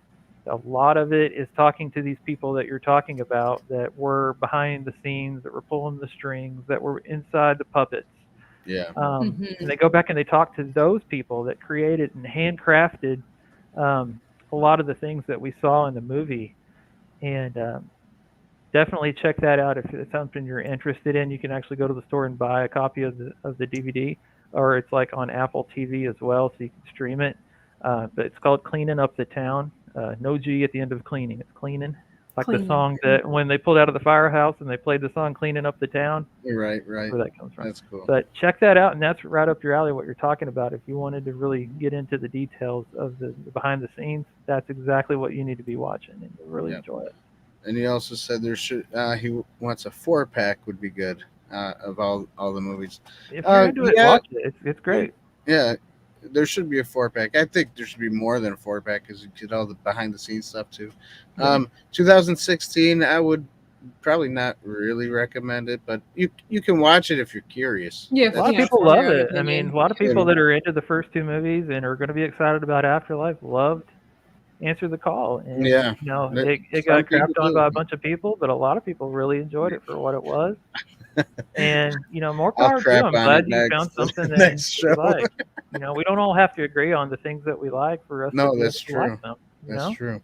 There's plenty of things I don't like that other people do, and it's like, great, I'm glad you have something that you're interested in. And, you know, I like my things. Not everybody's going to like Ghostbusters, and they're going to think I'm crazy. But right. Solon's wondering if Slimer's going to be in Afterlife. We actually don't know. I'm going to blah, blah, blah. I don't know. Yeah, cover your ears. Blah, blah, blah, blah. We don't know. I'm just maybe going to assume yes, since he was a fan favorite, but you don't know. So yeah. 2016 never happened. Come back now. Well, so we don't cover like any spoilers or anything. What's next on the agenda? Is it music? Cinematography, music. Yeah, music. Well, how could you I love all the music, so I'm gonna just say I give it a point. I'm gonna go fast on that one. Give it a point. I love the music. I'm not gonna get into explaining who sang it and all that stuff. You guys can look it up. Go look it up. Go on YouTube. YouTube's got everything. Tabitha, what do you think? Tabitha. What do I think? Yeah, I mean, I like the music. I give it a point too. The opening is the best, I think. Because, again, you're setting the tone. You don't know if this is going to be a funny movie or a creepy movie. Like the whistle at the very beginning with the... Was it a theremin or something like theremin? Yeah. And it's just right when the lady, the Columbia lady... Yeah, and then when he gets freaked out, that's when this whole 80s, Ghostbusters. And so I give it a full-on point because it was brilliantly done as far as the creepy music mixed in with the whimsical music as well. Everybody gets excited about, the Ray Parker Jr. theme for good reason. It's timeless at this point. So he's known for, even though he did so many great things as a musician, that's the one thing that everybody remembers him for. Yeah. Elmer Bernstein's score is highly regarded as a classic score for this movie. The dun dun dun dun dun dun dun dun dun dun dun. Just kind of the way they had that kind of jovial, bouncy part for part of it, and then it'll switch over to the ominous crap's going down music. That's again, the contrast between the two it helps to set the scene. Yeah. Well, again, that the mundane versus the sci-fi aspect of it. Aside from those, there's a couple of really cool songs.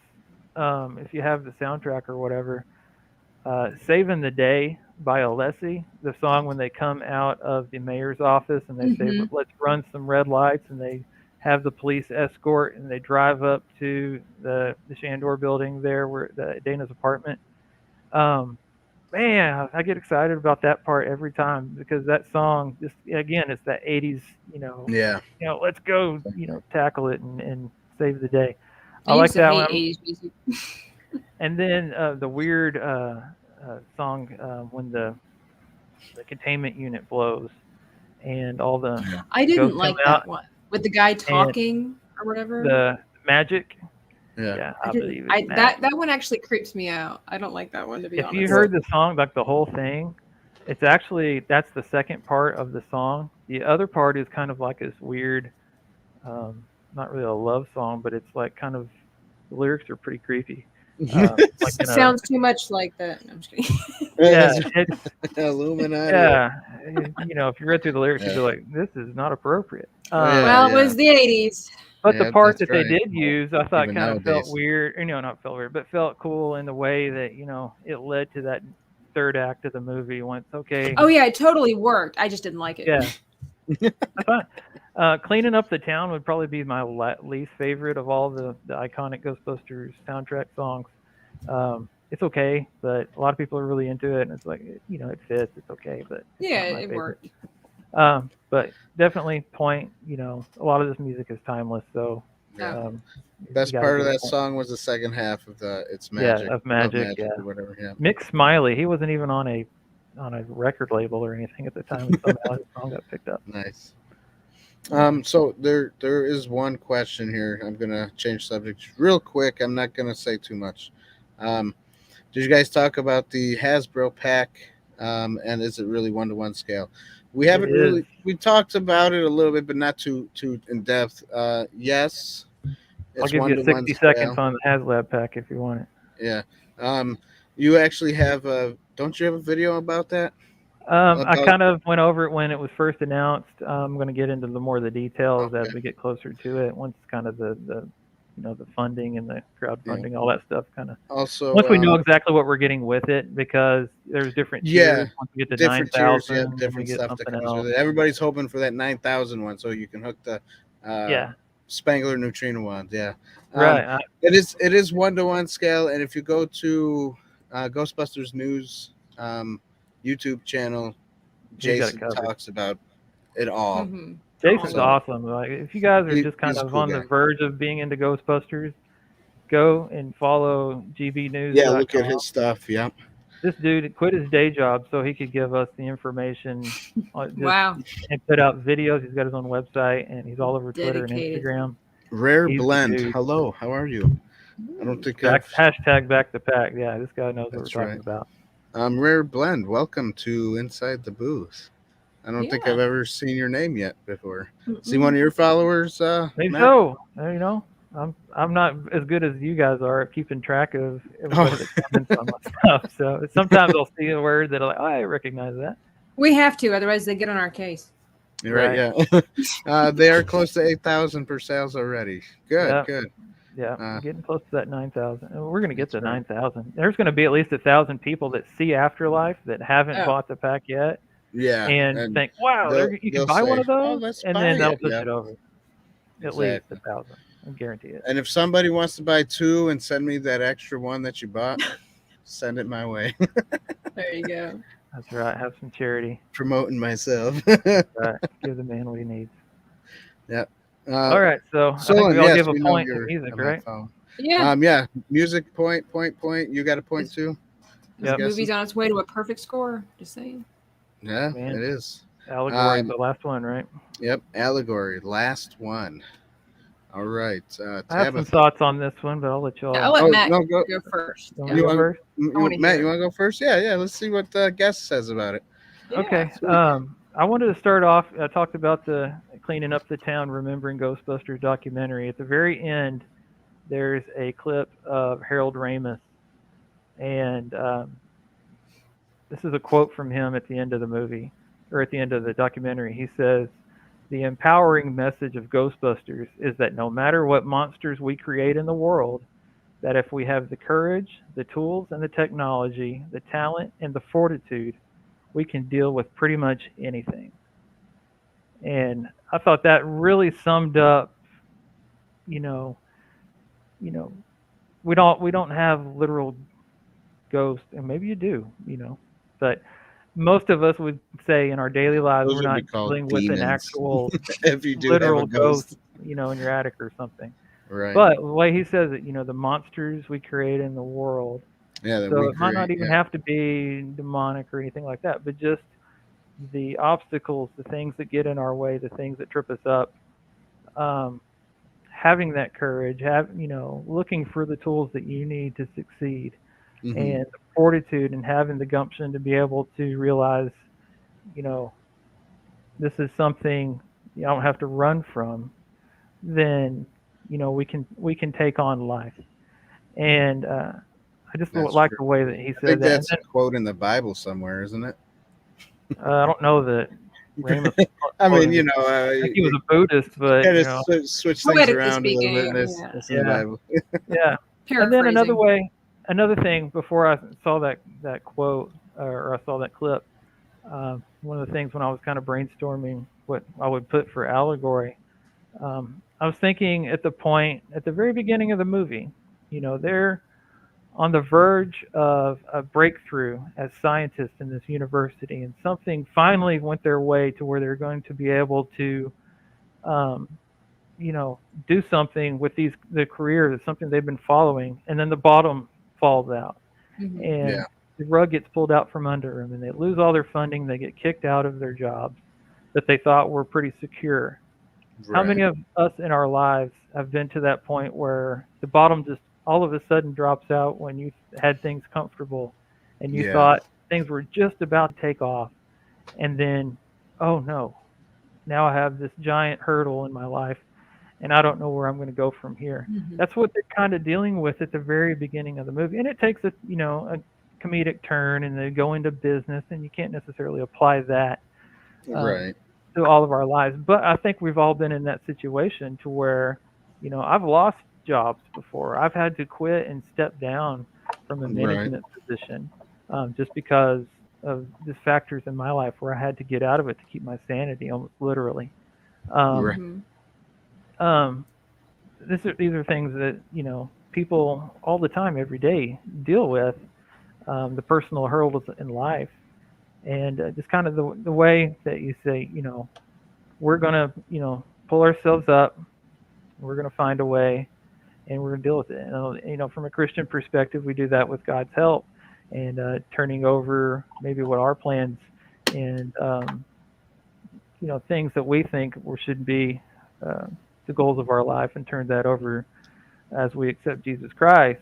Yeah.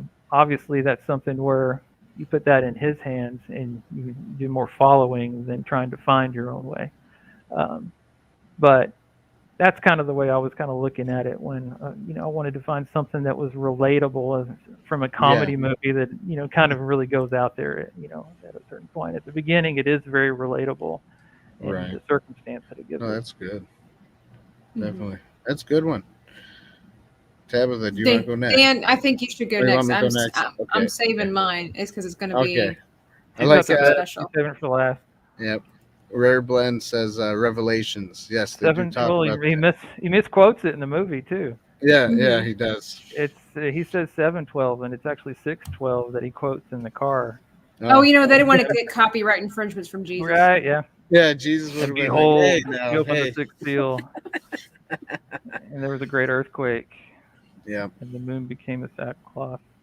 I'm surprised that something they like that. got that wrong. I wonder why. I wonder if it was They got because a lot of things off by one, which is kind Yeah. of funny because Maybe at it was the just a end, reoccurring thing. I think Ray kind of has a thing where he misses things by one, because he had the wrong chapter off by one there, and then at the end, he said the biggest interdimensional cross rip since the Tunguska blast of 1909. If you do like the research on that, it actually took place in 1908. So he was off by a year on that one too, and Maybe it was so on it's just kind of purpose. So maybe it was on purpose then. Yeah. I don't Yeah. know. I think it's one of those things where they were in a hurry to make a movie, Right. Well, that and too. and there was a typo, and then they weren't fact checking as they were going along. They were just making a funny movie. Yeah. Anyway, like, who's gonna look up the Tunguska blast? Really? Come on, Right. nerds like us 30 years later. Apparently. Talking to Ray about the experience. It seems like Peter wanted to say he wants to quit, as Egon says, according to the new readings. Okay. Yeah, possible. They can capture a ghost. Anyways, yeah, you know what? That's good, Matt. I like what you said.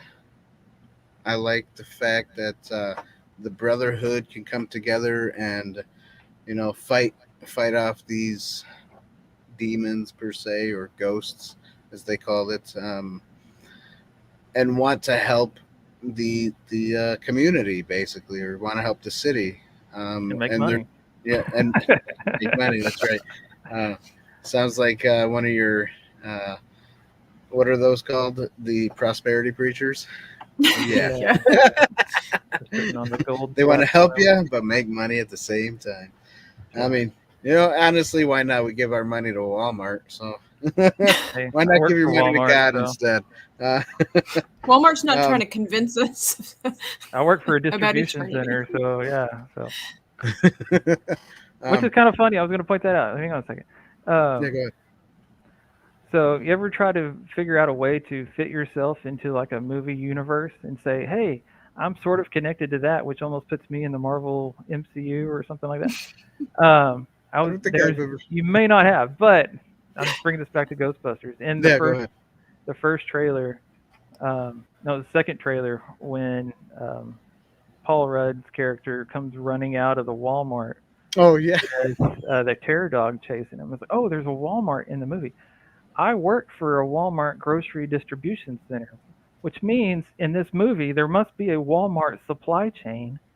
So that means there should be people like me in this movie. So since the Walmart supply chain exists in Ghostbusters Afterlife, that means that I exist in the. So I'm in Ghostbusters Afterlife. There you go. There you course. go. I mean, you Just could very Just in indirect. Texas. Yeah, that's I'm right. the indirect. Yeah, this is Oklahoma, so they're a few DCs away from us. But, Right. I worked for Walmart Stupid, I one know. time. So yeah, that's cool. I was actually the tire lube section of a Walmart. There you so. go. See, I've never worked in the store. I've always been in distribution. In distribution Anyway, centers, yeah, that's allegory. cool. Allegory. So yeah, the brotherhood. We gotta stick together like sticky slime. Ugh. Everybody likes to be sticky. That's right. And if you ever want to, don't ever try to drill a hole in your head. Just to let everybody know. That's just good advice. Yeah. It would have worked. It would have worked. That's them. right. It would have worked. And it would lined have up worked. just right. If you didn't try to stop me. Don't stop me. That's like the only callback in that movie to the past, which is cool because so many movies now are, very character driven, and you're looking at people's backstories and knowing where they came from. Right. That's really like the only other side from like Ray's, inheritance of the house too.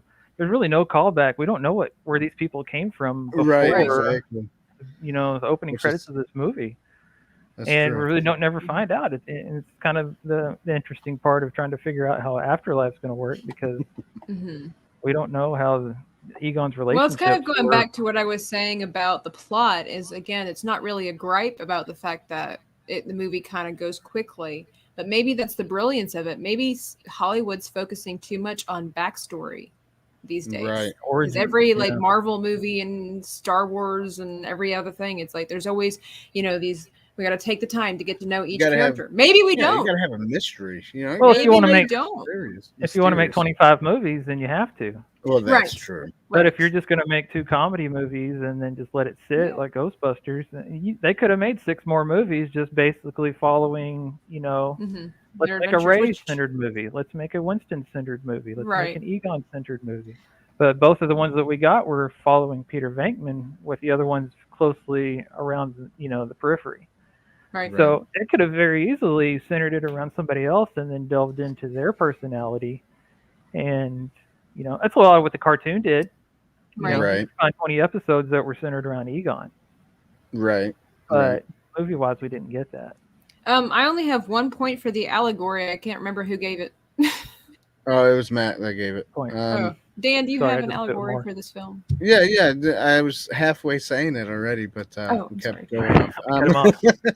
And then then obviously the whole demon thing to me, or ghost, that it's funny. The cartoon calls them demons. I think they say demon in the movie at least once, don't they? Mm-hmm. I forget. Gozer was a Sumerian god.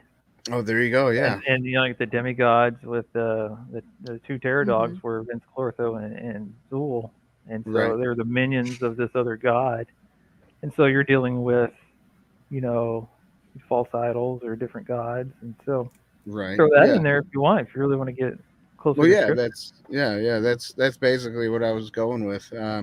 Demons, the false gods, the fallen angels, all that stuff.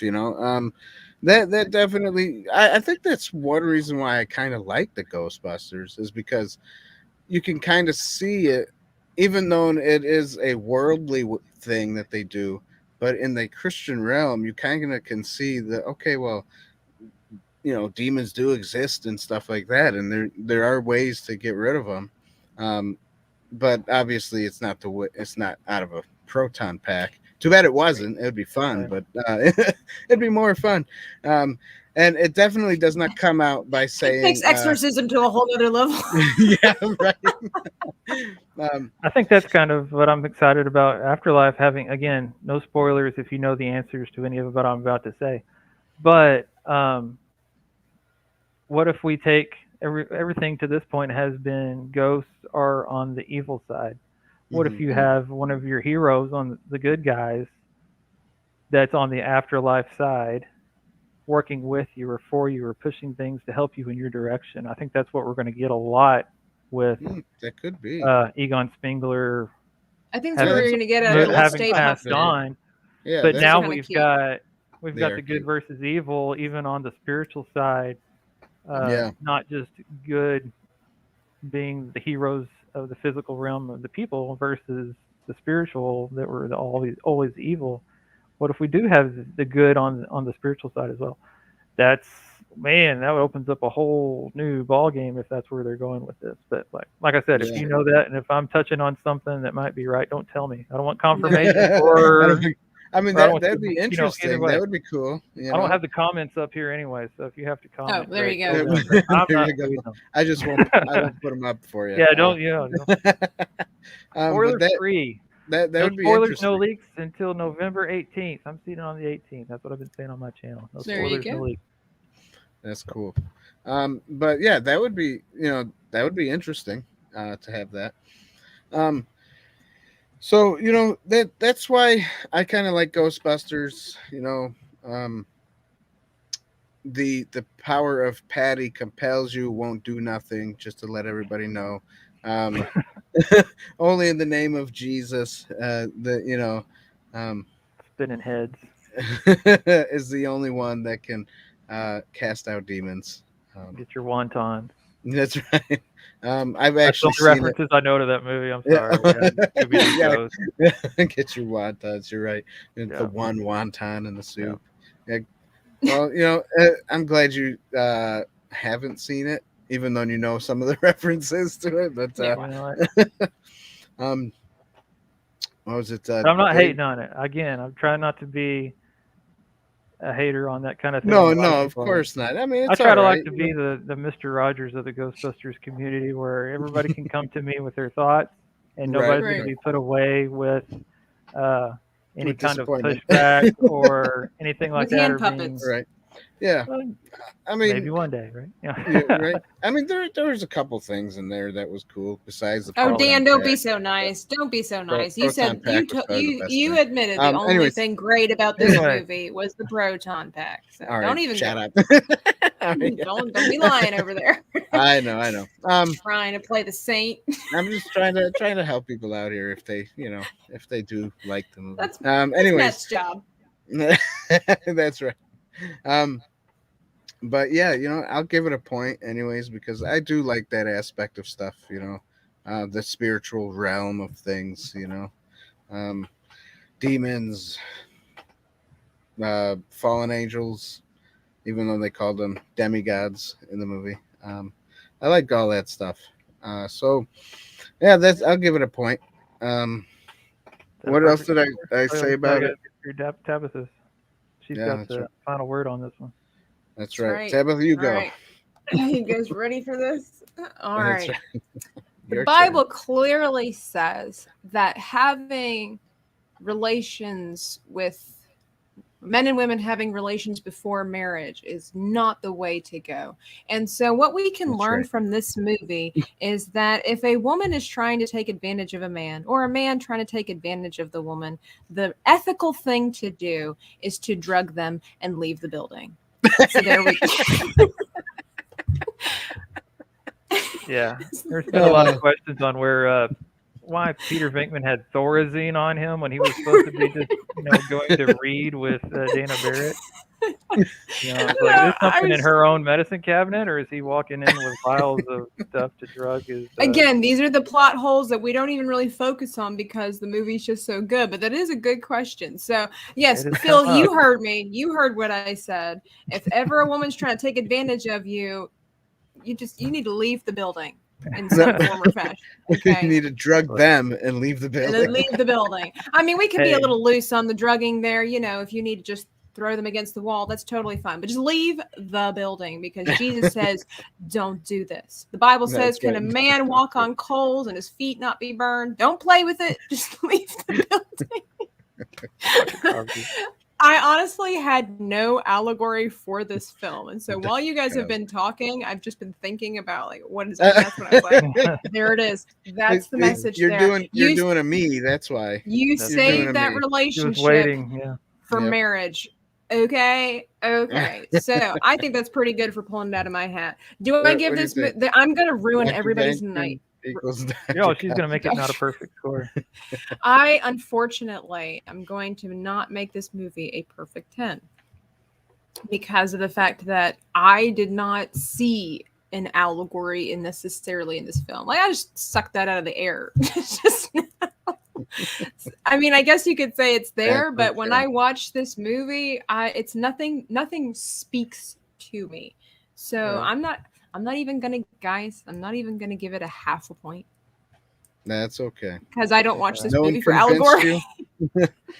No one convinced you of anything? Although I have to say, I think my allegory is pretty good. What do you guys think? I think we think of Peter Venkman so much as a hero just because of how well he's portrayed by Bill Murray. But, you know, if we look at the details of the movie, he's pretty much a creep. Yeah, he's hitting on the co-ed at the very beginning. The first impression we get of him is him lying to two co-eds, one to kick it, you know, get him out of the way so that he can actually cuddle up next to this little blonde number sitting across from him.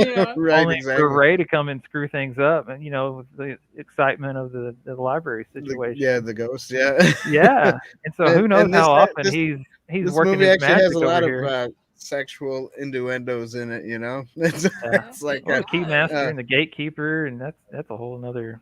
Yeah, and then you got Dan Aykroyd with a ghost giving him you know, down south there. Right. So it's funny. I was watching a version that was on Freeform the other day, and so it was kind of edited for TV. Right. And all the shots where they were smoking, they shrunk the screen really tight to cut out the person that had a cigarette in their mouth.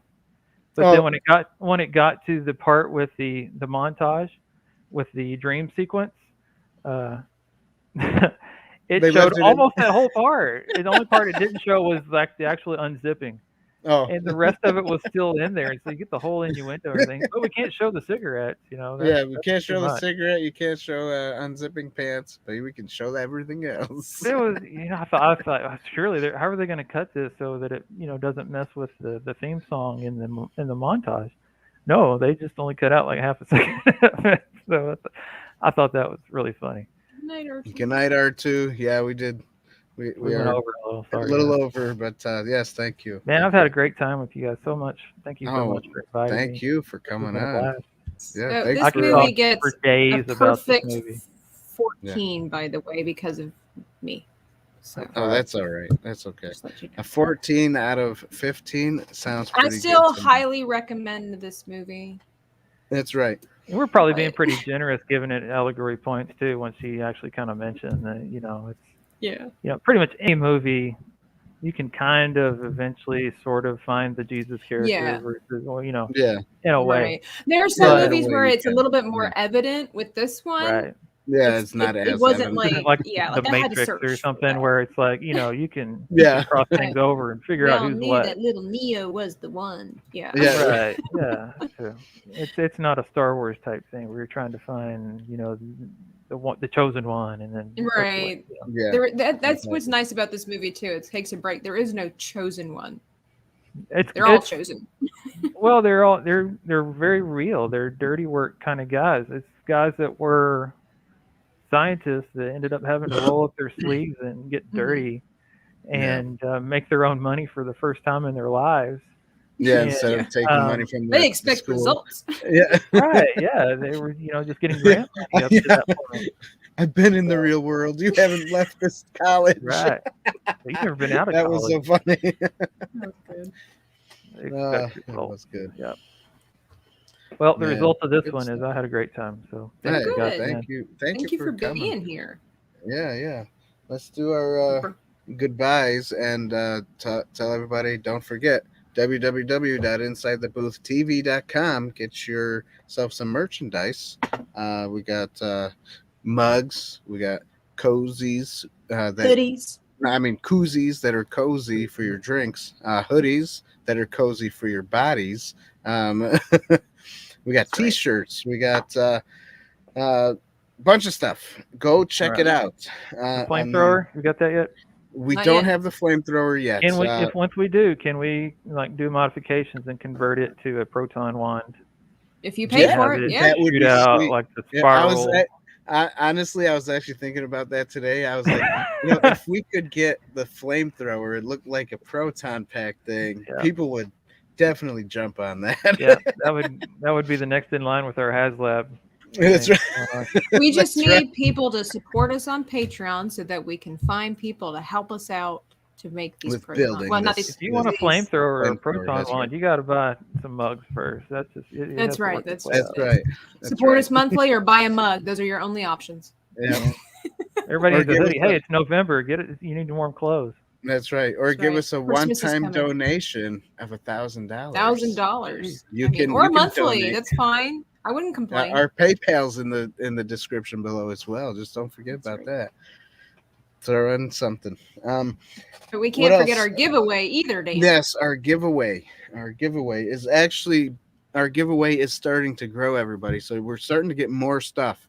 I'm going to tell you what we have so far, and then Tabitha can take on the rest here. So far, the giveaway is this, and there's going to be more surprises to come, but I won't show that until later. We got a Peter Venkman little figurine guy thing, and we also have movie 1 Ghostbusters and movie 2 Ghostbusters. That was the start of the giveaway, but now there's so much more coming. I'm also going to add some little things. Where to go? Little things like this. Keychains. Little keychains with Slimer on it inside of a slime bucket, and you're gonna have to go dig for it. But that's gonna be another thing. Yep, that's gonna be another thing. That's gonna be another thing I'm adding to it. And then also we have some awesome people adding some more stuff. We got Tabitha. Dreaming Tabitha is going to be adding some stuff. And Dave from Whitey Wicked Workshop has printed out a beautiful 3D printed thing. If you can't guess what I just did.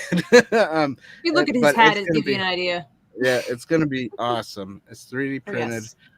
He's working on it, and he's going to add some of his merchandise with it as well, I think, because he said, can I put some stickers or a t-shirt? I said, sure, why not?